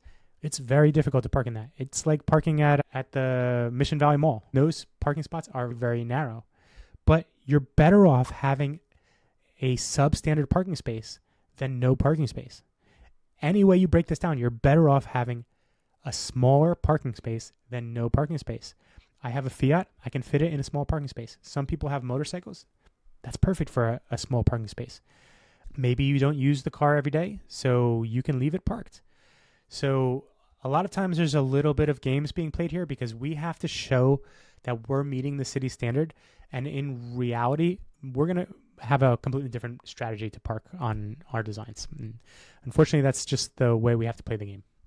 So last thing to say about this, even though there's a lot of opportunities to not provide any parking, you should always provide parking when possible. And the first 20 feet off your alley is the most valuable area of your property to do that. And it's the most efficient way to park because when we park off the alley, we are using the alley for our backup distance. When we park off the driveway, we actually have to back out, which creates a little bit of an unsafe scenario. So alley parking is huge. Okay, so add parking to your properties. Okay, now we're on number 11 here. The record owner is not required to live on the same premises of an ADU. Okay, this one is super important. It doesn't really matter at all for the design of this, but it's very important for the use of the ADU because this is what allows us to rent the ADU to somebody who doesn't live on or when the owner does not live on the premises. It's all well and good if you're going to live in the home and rent the ADU, but what happens if you're buying a property or you have a second property, you don't want to live there? According to the subsection 11, you can still rent that ADU. So that's super important. In fact, I think maybe we'll get into this here, but I believe that the owner still needs to live on the premises for a JADU, at least according to the written language in this code. That's why a JADU is not a great typology for developers. But speaking of JADUs, we're going to get into the junior accessory dwelling unit regulations right now. Okay, so number 1, a premises with an existing or proposed single dwelling unit, 1 JADU is permitted, subject to the following. So first off, we need the existing or proposed single dwelling unit. Otherwise, there's no opportunity for a JADU. The JADU shall be within an existing or proposed single dwelling unit or attached garage. Okay, so what does this mean? The term within is strange here, and it should really be rewritten to help clarify this. A JADU is not technically a second unit. If you have an existing dwelling unit and you make half of that a JADU, you still only have 1 dwelling unit from the perspective of the building code. If you live in the dwelling unit, you could rent the JADU. So from that angle, it's functioning kind of like a duplex. But like from the code perspective, it's still a single family home. And I'll explain this. Here's a better way to explain this.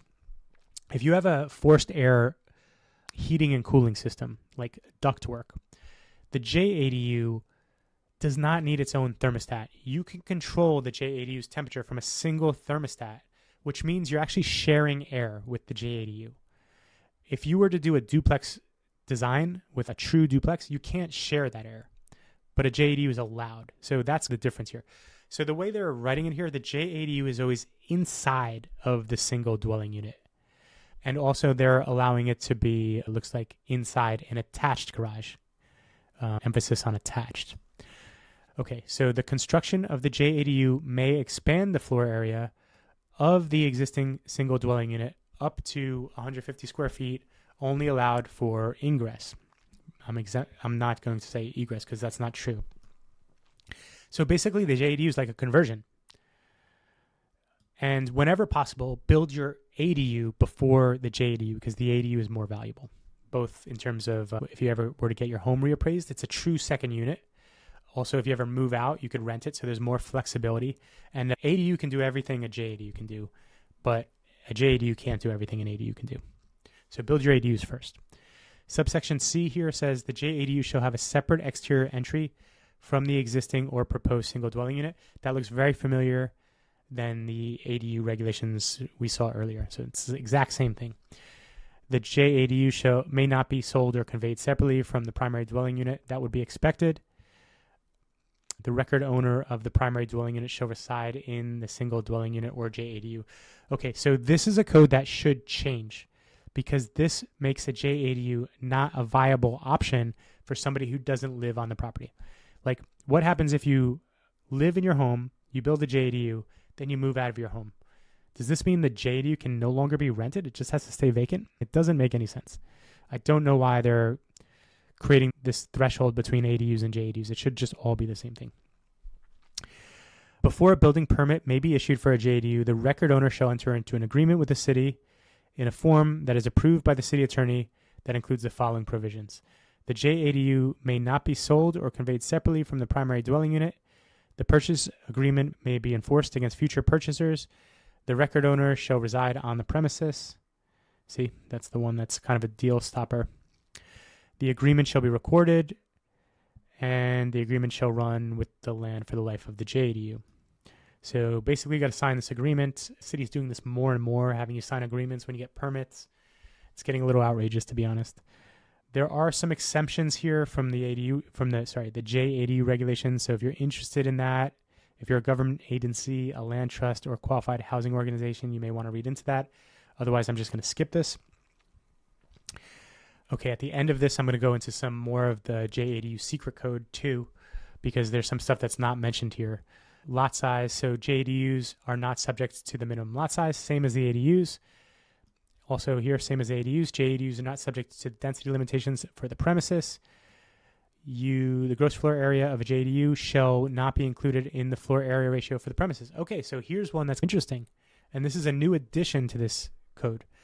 The gross floor area of a JADU shall not be included in the floor area ratio for the premises. Okay, that's really interesting. But because of the way the JADUs work, we can't just propose a 500 square foot addition. So let's think about this a little bit. Let's say we're maxed out on our FAR. We could convert some into a JADU, and we can add an addition of about 150 square feet. But we can't just propose a 500 square foot addition as the JADU. Is that true? Because the JADU has to be made out of converted space. So what you could do is you could designate, let's say you have a 2,500 square foot dwelling unit. You're maxed out of FAR for some reason. It's a small lot. We could say, okay, now we're going to make 500 square feet of that JADU, of that dwelling unit into a JADU, and now that makes our dwelling unit 2,000 square feet, and that'll throttle down our FAR, and then we should be able to do a 500 square foot addition, considering that would bring us back up to the max FAR in this scenario.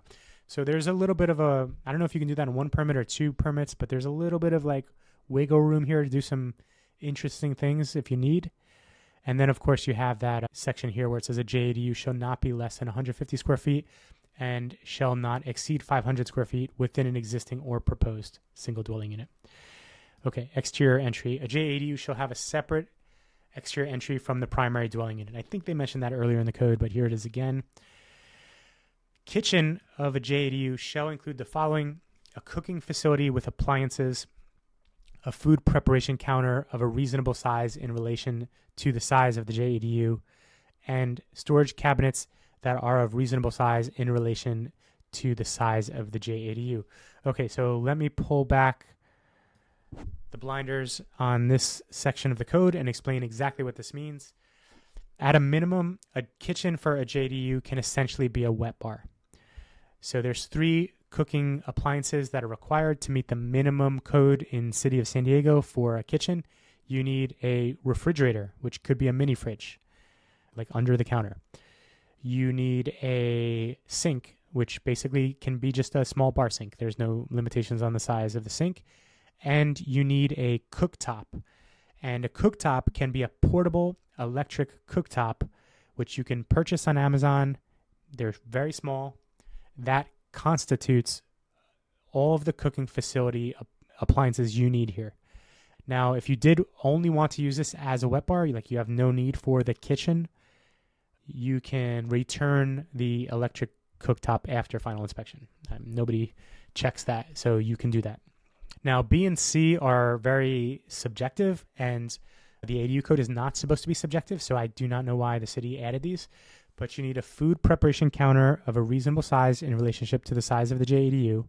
So in my scenario of a wet bar, I think you could have a 2-foot countertop, maybe a 3-foot countertop, and that's going to give you about a wet bar anywhere from 3 feet in width to 4 or 5 feet in width. So that's going to be probably your smallest size kitchen you can design here. And then storage cabinets that are of reasonable size in relationship to the size of the JADU. I mean, this is so stupid. I don't understand why we don't let the market dictate these things. If a JADU is going to be attempted to be rented without any cabinets, like people that don't want to rent that will just not rent it. But instead, this is going to go through some sort of plan check, some sort of subjectivity, and then just to bring it all back, close the loop here, once we get into inspections, the inspector is not even going to care about the cabinets. So it's something that they're really going to care about in plan check, and then it goes into inspection, and when you're really building the thing, and the inspector has no idea how many cabinets you need to build, and they'll give you final inspection before you even install these cabinets. So B and C should just be eliminated from this. It's like just a big overreach. Okay, and here we have parking. Now this is going to be parking for JADUs. So here we have no on-street parking spaces or off-street parking spaces are required for a JADU. When an attached garage is converted to a JADU, replacement of those off-street parking spaces is not required unless the premises is located within the beach impact area of the parking impact overlay zone and outside of the TPA area, which in case parking shall be replaced in a location consistent with the other section. And then here C, if off-street parking spaces are required in accordance with this section here, or the applicant chooses to provide off-street parking spaces for JADUs located on the premises, the following applies. Off-street parking spaces may be located within the setbacks, and may be tandem or mechanical lifts, and this is probably going to be the same thing as earlier. They may be located in a hardscape area, need to comply with the minimum standards, etc., etc. And then here's that section. This is the biggest cautionary tale here. Do not eliminate your curb cut. Make sure you only have one parking space. But I noticed one conflict here, which is strange. Okay, so it says here that there is a scenario where you could be required to have parking if you're in the beach impact area and not in the TPA area. But if it's an ADU, 500 square feet or less does not require a parking space. Now, if it's a JADU, you're limited to only 500 square feet max, but it seems like there's some scenarios where an JADU 500 square feet or less would require parking, where the same design with an ADU does not require parking. So there you go. Okay, so now we're going to get into the ADU bonus program, which has been renamed to the ADU Home Density Bonus. Okay, so everything we've talked about so far has been by right, but now we're going to get into stuff that is not by right. The by right code comes from the state of California.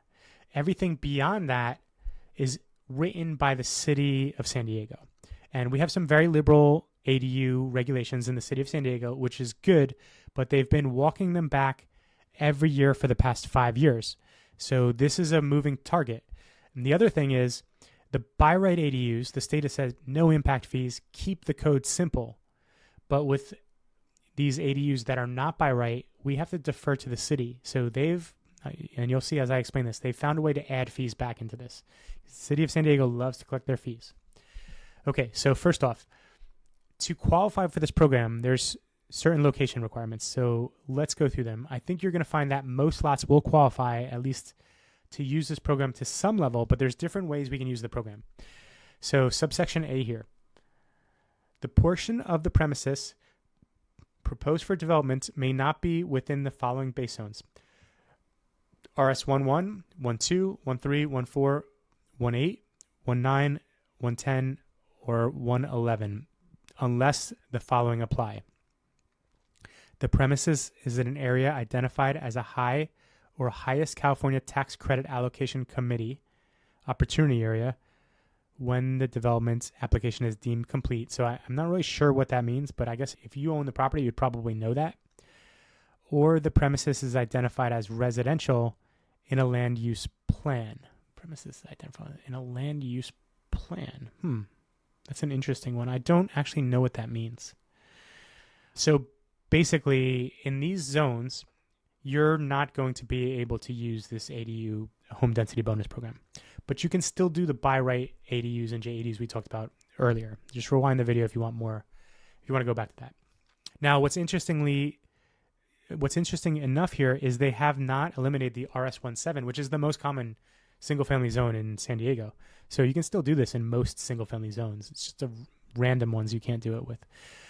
Okay, now on a premises within the sustainable development area, this is the SDA overlay zone, one additional bonus ADU shall be permitted for every additional affordable ADU. And then I'm just going to contrast that with subsection C here. On a premises outside of the sustainable development area, a maximum of one bonus ADU and one affordable ADU shall be permitted. Okay, so let's just dive into this a little bit more.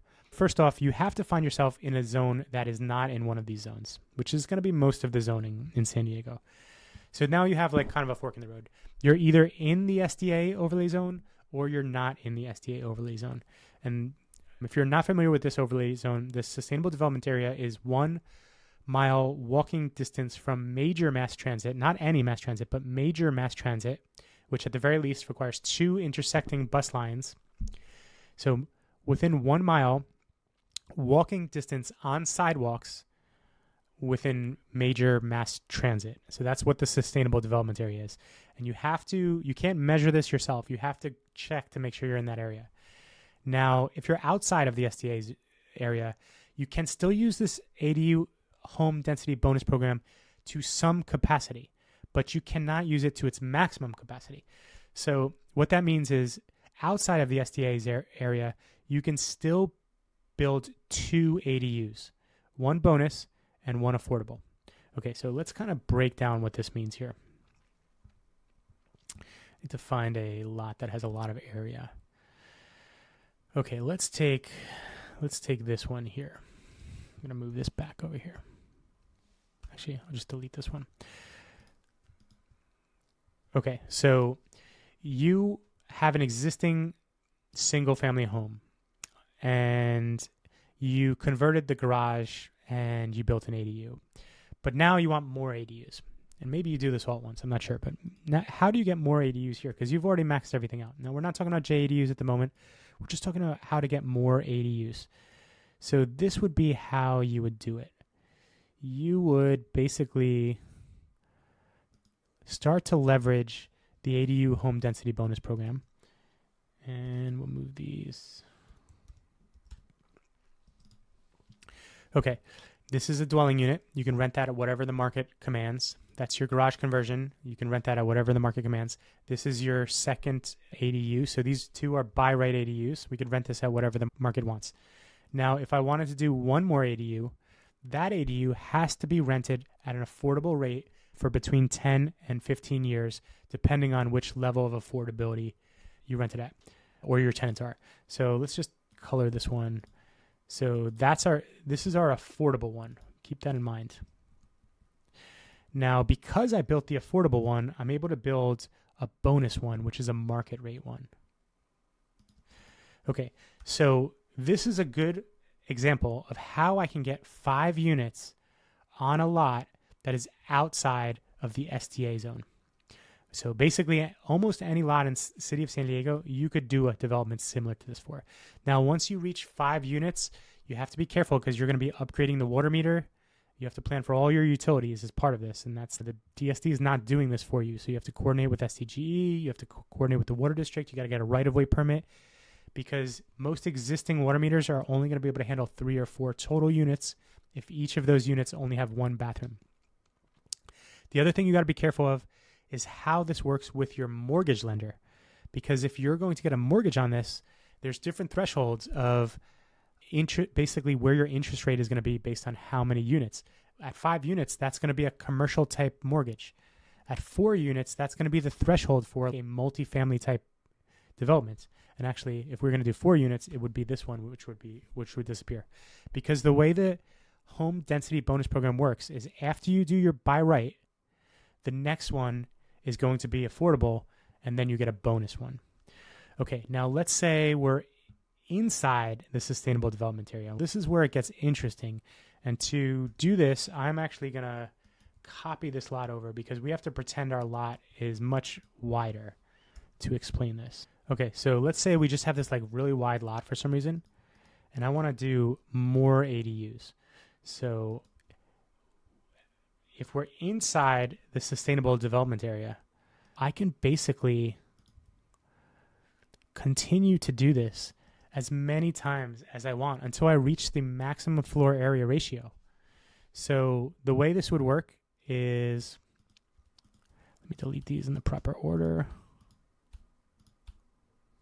Oops. Okay, so I have an existing or proposed single dwelling unit. I've converted my garage. I've got my by right ADU. I now can build an affordable ADU. If I choose to, I now get a market rate ADU, which is considered the bonus ADU. If I want to keep going and I'm in the SDA overlay zone, I can build another affordable one. And then by doing that, I can build another market rate one. And then by doing that, I build another affordable one and then another market rate one. So that's how the ADU home density bonus program works. So it's very powerful. Of course, this is why it's created so much controversy, because people can take a single family zone lot and add quite a lot more units than just the one that you would expect to be in a single family zone lot. Just as an aside here, I will say in California, we have basically no more single family zoning, because on any lot that's zoned single family, you can find a way to do one garage conversion into an ADU, one detached ADU, and one JADU. So any single family zone lot in California could essentially become 4 units. So there's no more single family zoning in California. Okay, so now let's keep going with this thing. Oh, I should mention one more thing. You can use this program in the multifamily context. So this could become, a much bigger building. This could be, if we're doing this in like a high density multifamily zoning, like there's no reason why I can't just stack these. As long as I can make my egress work, I can basically do that. You got egress, fire separation distance, ADA, utilities, fire sprinklers. There's a lot that goes into that, but you can leverage this program to do that. Okay, so that's a lot about the ADU bonus program. Let's keep going here. So subsection D, when a premises located in more than one base zone, only the portion of the premises that meets the requirements of this section listed here shall be eligible for bonus ADUs and affordable ADUs. Okay, so sometimes you get this strange scenario where one lot has 2 different zones.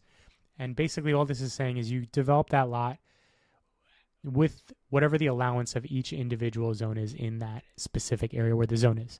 Now, the city doesn't have like CAD files of all this stuff.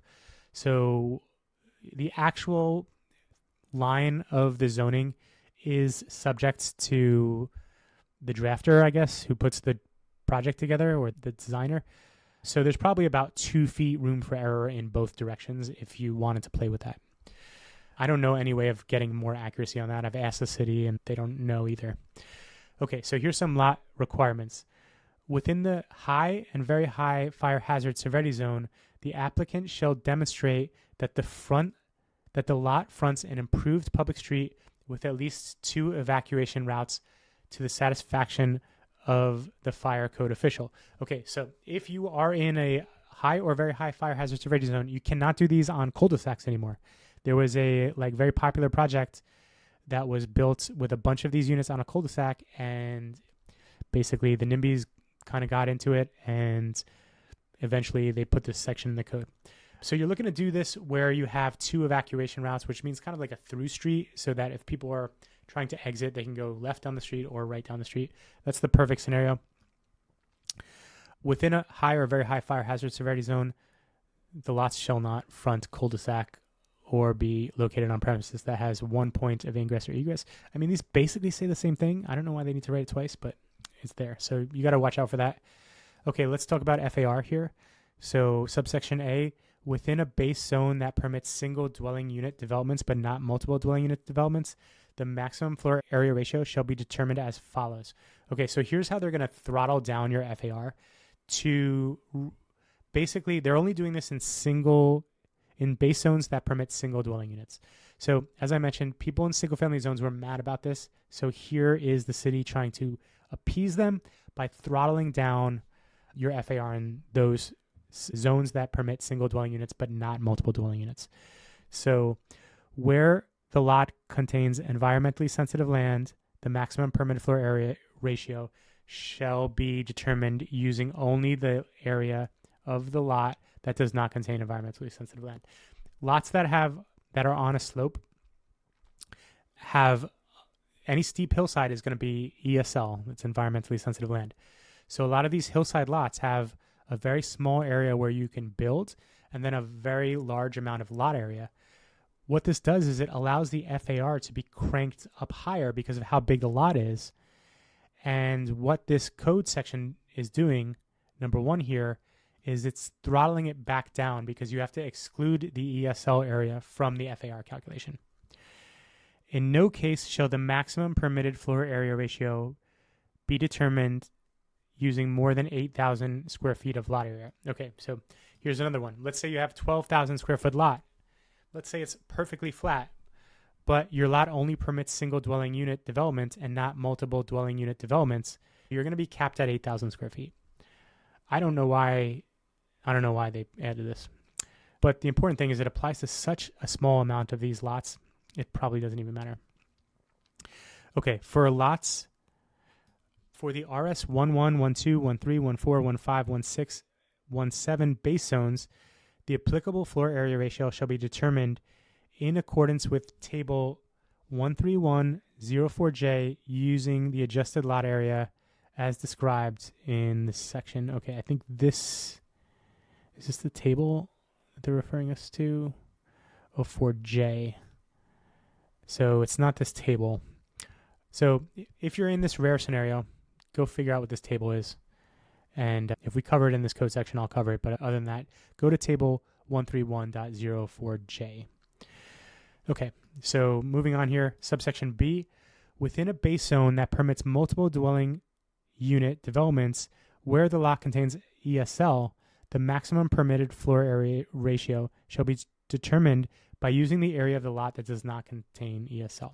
Okay, so basically it's saying the same thing here. Whether your lot permits single dwelling unit or multiple dwelling unit, you are not going to be able to include that ESL as part of the lot area to crank up your FAR. And then here we have total maximum number of permitted ADUs and JADUs on single dwelling unit lots. So this only applies to single dwelling unit lots. The total maximum number of ADUs and JADUs that may be permitted on a lot within a base zone that permits single dwelling unit development but not multiple dwelling unit development. Okay, so that's just the single family zones, RS, RX, and RT. We shall be based on the lot area in accordance with this table below. If the lot contains environmentally sensitive land, the lot area shall be determined using the area of the lot that does not contain environmentally sensitive land. Okay, so basically what this is going to do is in single family zoning, it's going to cap the number of ADUs and JADUs per lot based on these lot areas. And then it says here the maximum number of ADUs and JADUs is inclusive of the total number of ADUs and JADUs that are permitted in accordance with the section above here, which is basically saying these maximum numbers include your by right ADUs, and they also include the ADU home density bonus ADUs. Okay. Now, if we're using the home density bonus program, fire sprinklers, all affordable ADUs and bonus ADUs in the development shall include automatic fire sprinkler system in accordance with California Building Standards Code. Okay, so let's say you have a development here. We'll use this one. no fire sprinklers here, so we didn't need fire sprinklers in the conversion. We didn't need fire sprinklers in the other by right ADU. But now these are part of the ADU Home Density Bonus Program. All of those need fire sprinklers. As far as I can tell, these three structures would not require fire sprinklers. If this one is built new, that would require sprinklers. Okay, so here, let's take two scenarios. If that's an existing dwelling unit, no fire sprinklers. Now we have no fire sprinklers here. Fire sprinkler, fire sprinkler, fire sprinkler, fire sprinkler, fire sprinkler. Now, if this is a proposed dwelling unit, like you start off with a vacant lot, this is going to require fire sprinklers under the California code.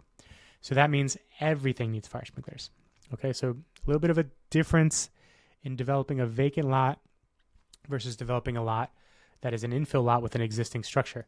If this existing structure here is ready to fall down, but you renovate it, you don't need fire sprinklers, and then you don't need fire sprinklers here and here. So there could be some value in that. Okay, so now we're on to subsection 6. Minimum required off-street parking spaces. 1 off-street parking space shall be required for each affordable ADU and bonus ADU located outside of the transit priority area. Okay, that's pretty clear.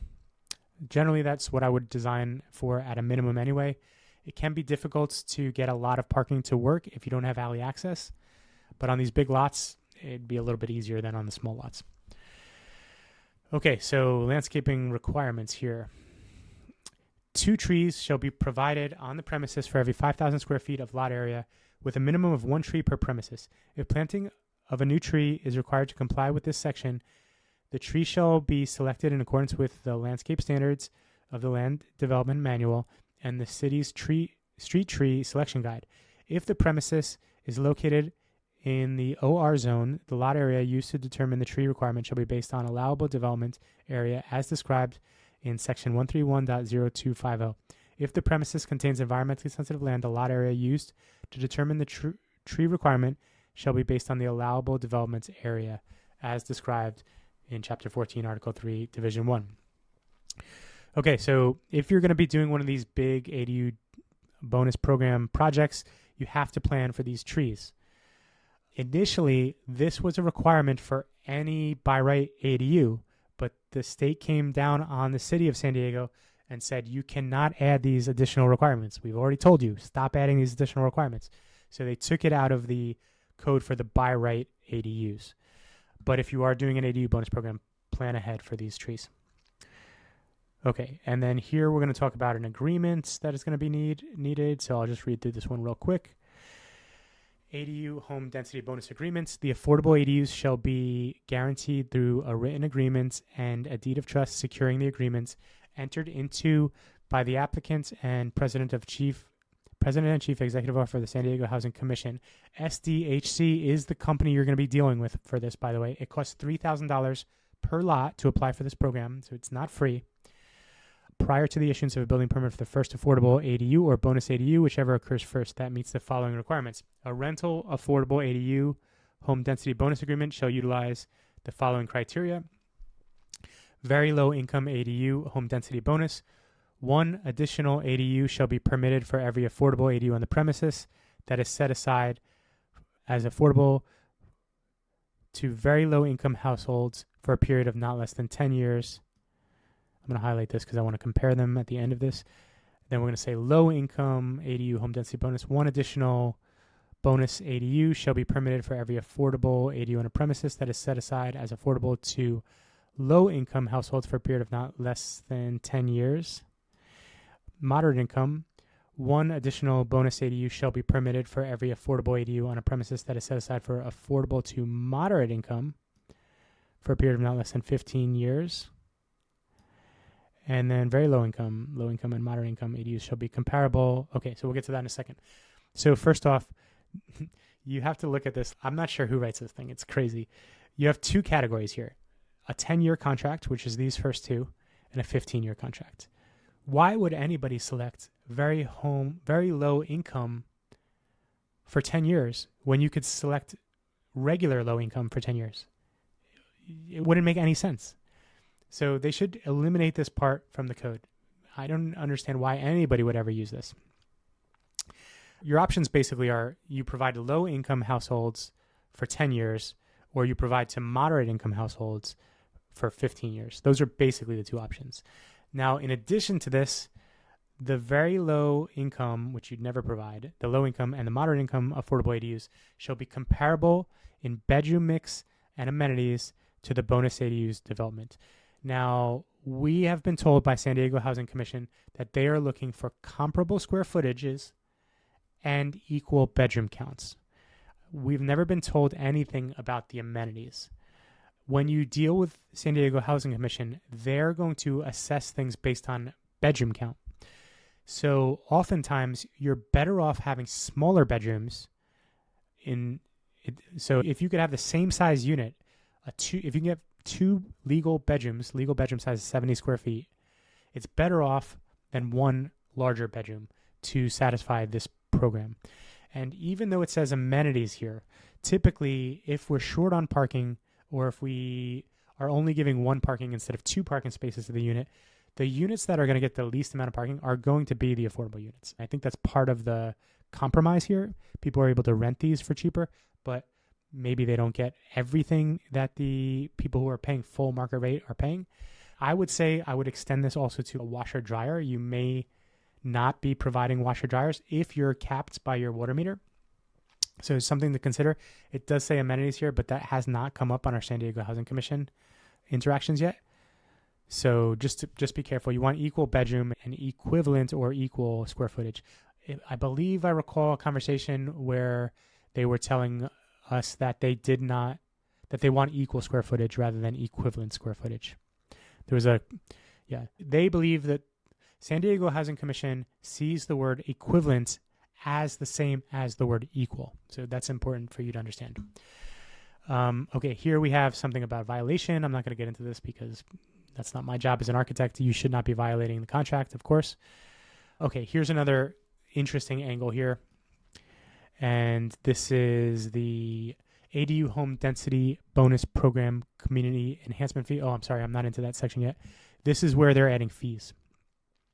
The applicant shall pay an ADU Home Density Bonus Program Community Enhancement Fee as established by San Diego Resolution, calculated based on gross floor area of the affordable ADUs and bonus ADUs, except that the gross floor area of any affordable ADU that meet the following shall not be included in the calculation.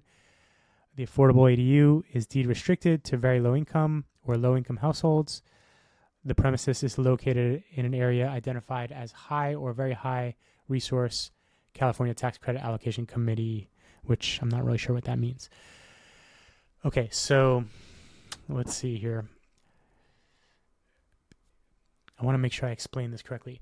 So community enhancement fees are development impact fees. They're the same exact thing. It's just a name they've changed so that they are not considered development impact fees. If you remember, the by right ADUs are not subject to these fees because they're a state-run program. But the ADU Home Density Bonus Program is a citywide program, so the city is adding these fees back in. It's a scaled fee. So if the fee is $10,000, and that's based, it's different communities have different impact fees. But if you're proposing a 600 square foot ADU where you have a maximum of 1,200, you're proposing a 600 square foot ADU. That ADU is 50% of the maximum size. So you're going to pay 50% of the community enhancement. You're going to pay 50% of the impact fee. And that's what they're considering the community enhancement fee. But it does seem like here that it does seem like we could be exempt if we classify this as a low-income household. Let me just read this one more time. Except that the gross floor area ratio of any affordable ADUs that meet the following shall not be included in the calculation. So yeah, I think if we look at subsection A, if we use the low income, we can be exempt from these community enhancement fees. That's how I'm reading this right now. By the way, always question your invoices from the DSD. They're wrong like 75% of the time, and always question the San Diego's Housing Commission because we have gotten some very, very strange interpretations from them. So you have to always question this because they're not all playing. Not everybody is playing by this code book right here. Okay, so here's an interesting section. I got a little too anxious earlier. I thought we were going into this code section. But this one is interesting. ADU bonus for accessible ADUs. An accessible ADU is something that could be used by somebody with a disability. So it says, for development utilizing the ADU Home Density Bonus Program, in accordance with the section above, a maximum of one additional accessible ADU shall be permitted if the development includes at least 2 ADUs that are affordable to very low income or moderate income households. And then the accessible ADU needs to meet these criteria. Okay, so let's break this down first. So we have to already be using the ADU bonus program, and we need at least 2 ADUs that are rented at an affordable rate. So this is probably this scenario where we are, we have something like this. So we have 2 affordable units already, and now we can start to leverage this ADU bonus for accessible ADUs. So subsection 2 is going to define what the accessible units need. We need accessibility requirements in Chapter 11A of the California Building Code. This is where they itemize all of the ADA requirements, including at least 1 accessible bathroom. An accessible bathroom is going to be larger than your standard bathroom, so keep that in mind. An accessible kitchen, which is going to come with some very specific requirements for knee space, toe space, and height of the countertop, and 1 accessible bedroom. So it's going to be a slightly larger bedroom. The accessible ADU shall be located on an accessible route. I'll explain that in a second. And the accessible ADU shall be comparable in bedroom mix and amenities to the bonus ADUs. Okay, so let's say we did this here, and then now we want to get our accessible unit. I'll change the color of this one. Okay, so now we have an accessible unit, and I want to make sure, I want to see if we get the bonus ADU here. Okay. A maximum of 1 additional accessible ADU shall be permitted if the development includes. Okay, so in this circumstance, it looks like it's just giving us 1 ADU, but we can get a by right one as long as it's accessible before we have to use another affordable one. So this development actually may look better if we were to propose something like this.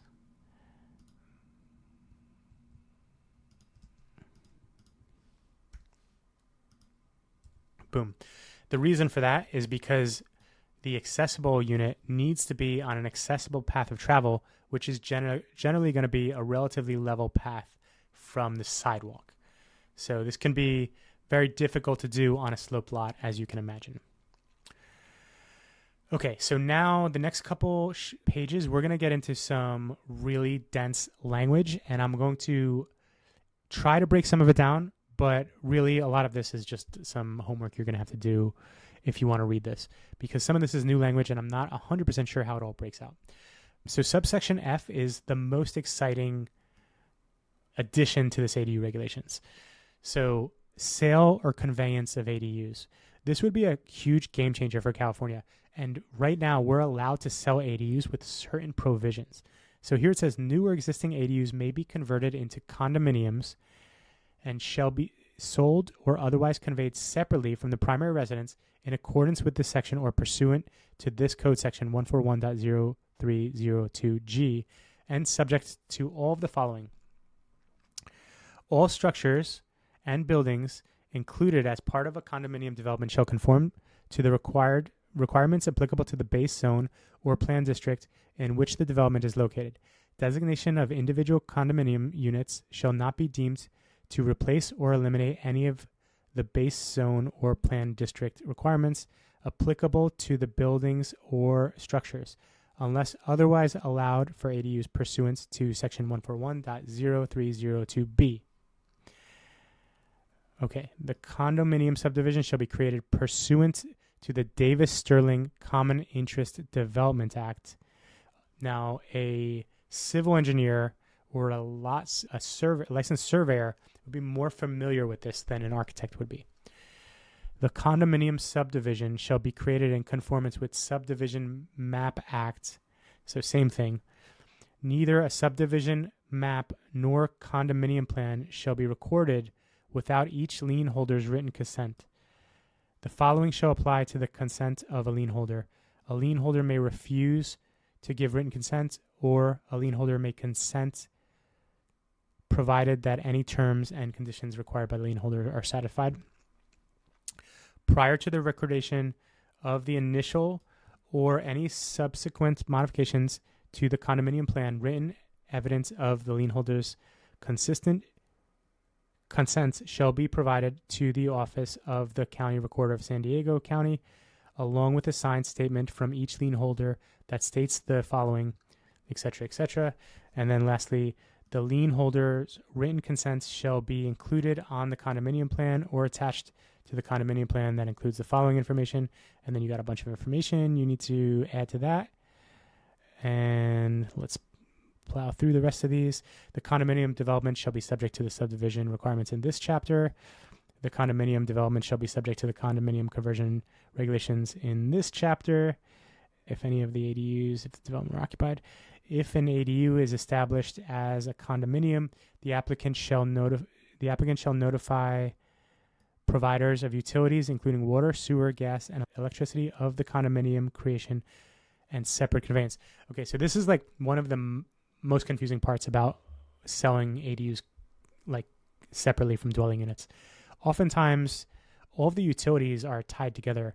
We may have 2 meters, but those meters are on one of the structures. They're not, you don't have 1 meter on one structure, 1 meter on the other structure. The sewer line is shared.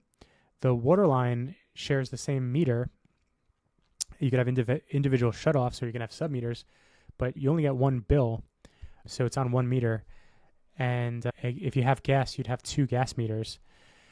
So I guess this is a big mystery for me. If I was looking to sell an ADU, I would want to drive down on what this means exactly. Subsection 5 here, the condominium development shall be located on a single parcel or a lot that was previously mapped, etc., etc., for a minimum period of 30 days from the state. An ADU that is established as a condominium is first listed for sale. The record owner shall offer the ADU through at least 2 publicly accessible real estate websites or databases, with a disclosure stating that the ADU is being offered for at least 30 days to buyers intending to use the ADU as their primary residence. What's the point of this? I mean, it's so stupid. Okay, subsection 7, ADUs that have received financing or other forms of assistance from San Diego Housing Commission shall not be converted into condominiums and shall not be sold or otherwise conveyed separately from the primary residence during the term specified in the deed restriction agreement. So if you have a affordable restriction for 10 or 15 years, that's going to prevent you from doing this. And then over here we have rental ADUs that are rent restricted by law or covenant to persons and families of very low income, or moderate income, shall not be converted into condominiums and shall not be sold otherwise conveyed separately from the primary residence for the duration of the deed restriction or affordability covenant terms. Okay, so there's a lot to read in here. Now, the next section is completely related to sale or conveyance of an ADU by a non-profit corporation. And I have never had a client that is a non-profit corporation. So I'm going to skip this section. And basically, that marks the end of the ADU code section in the municipal code. So it's now made it up to 19 pages. I believe when we started, we were at 7 or 9 pages. So it's basically tripled in size since 2020. But in a nutshell, that's a full review of this code section. And feel free to reach out if you have any questions about any of this or if you need help with any of your projects.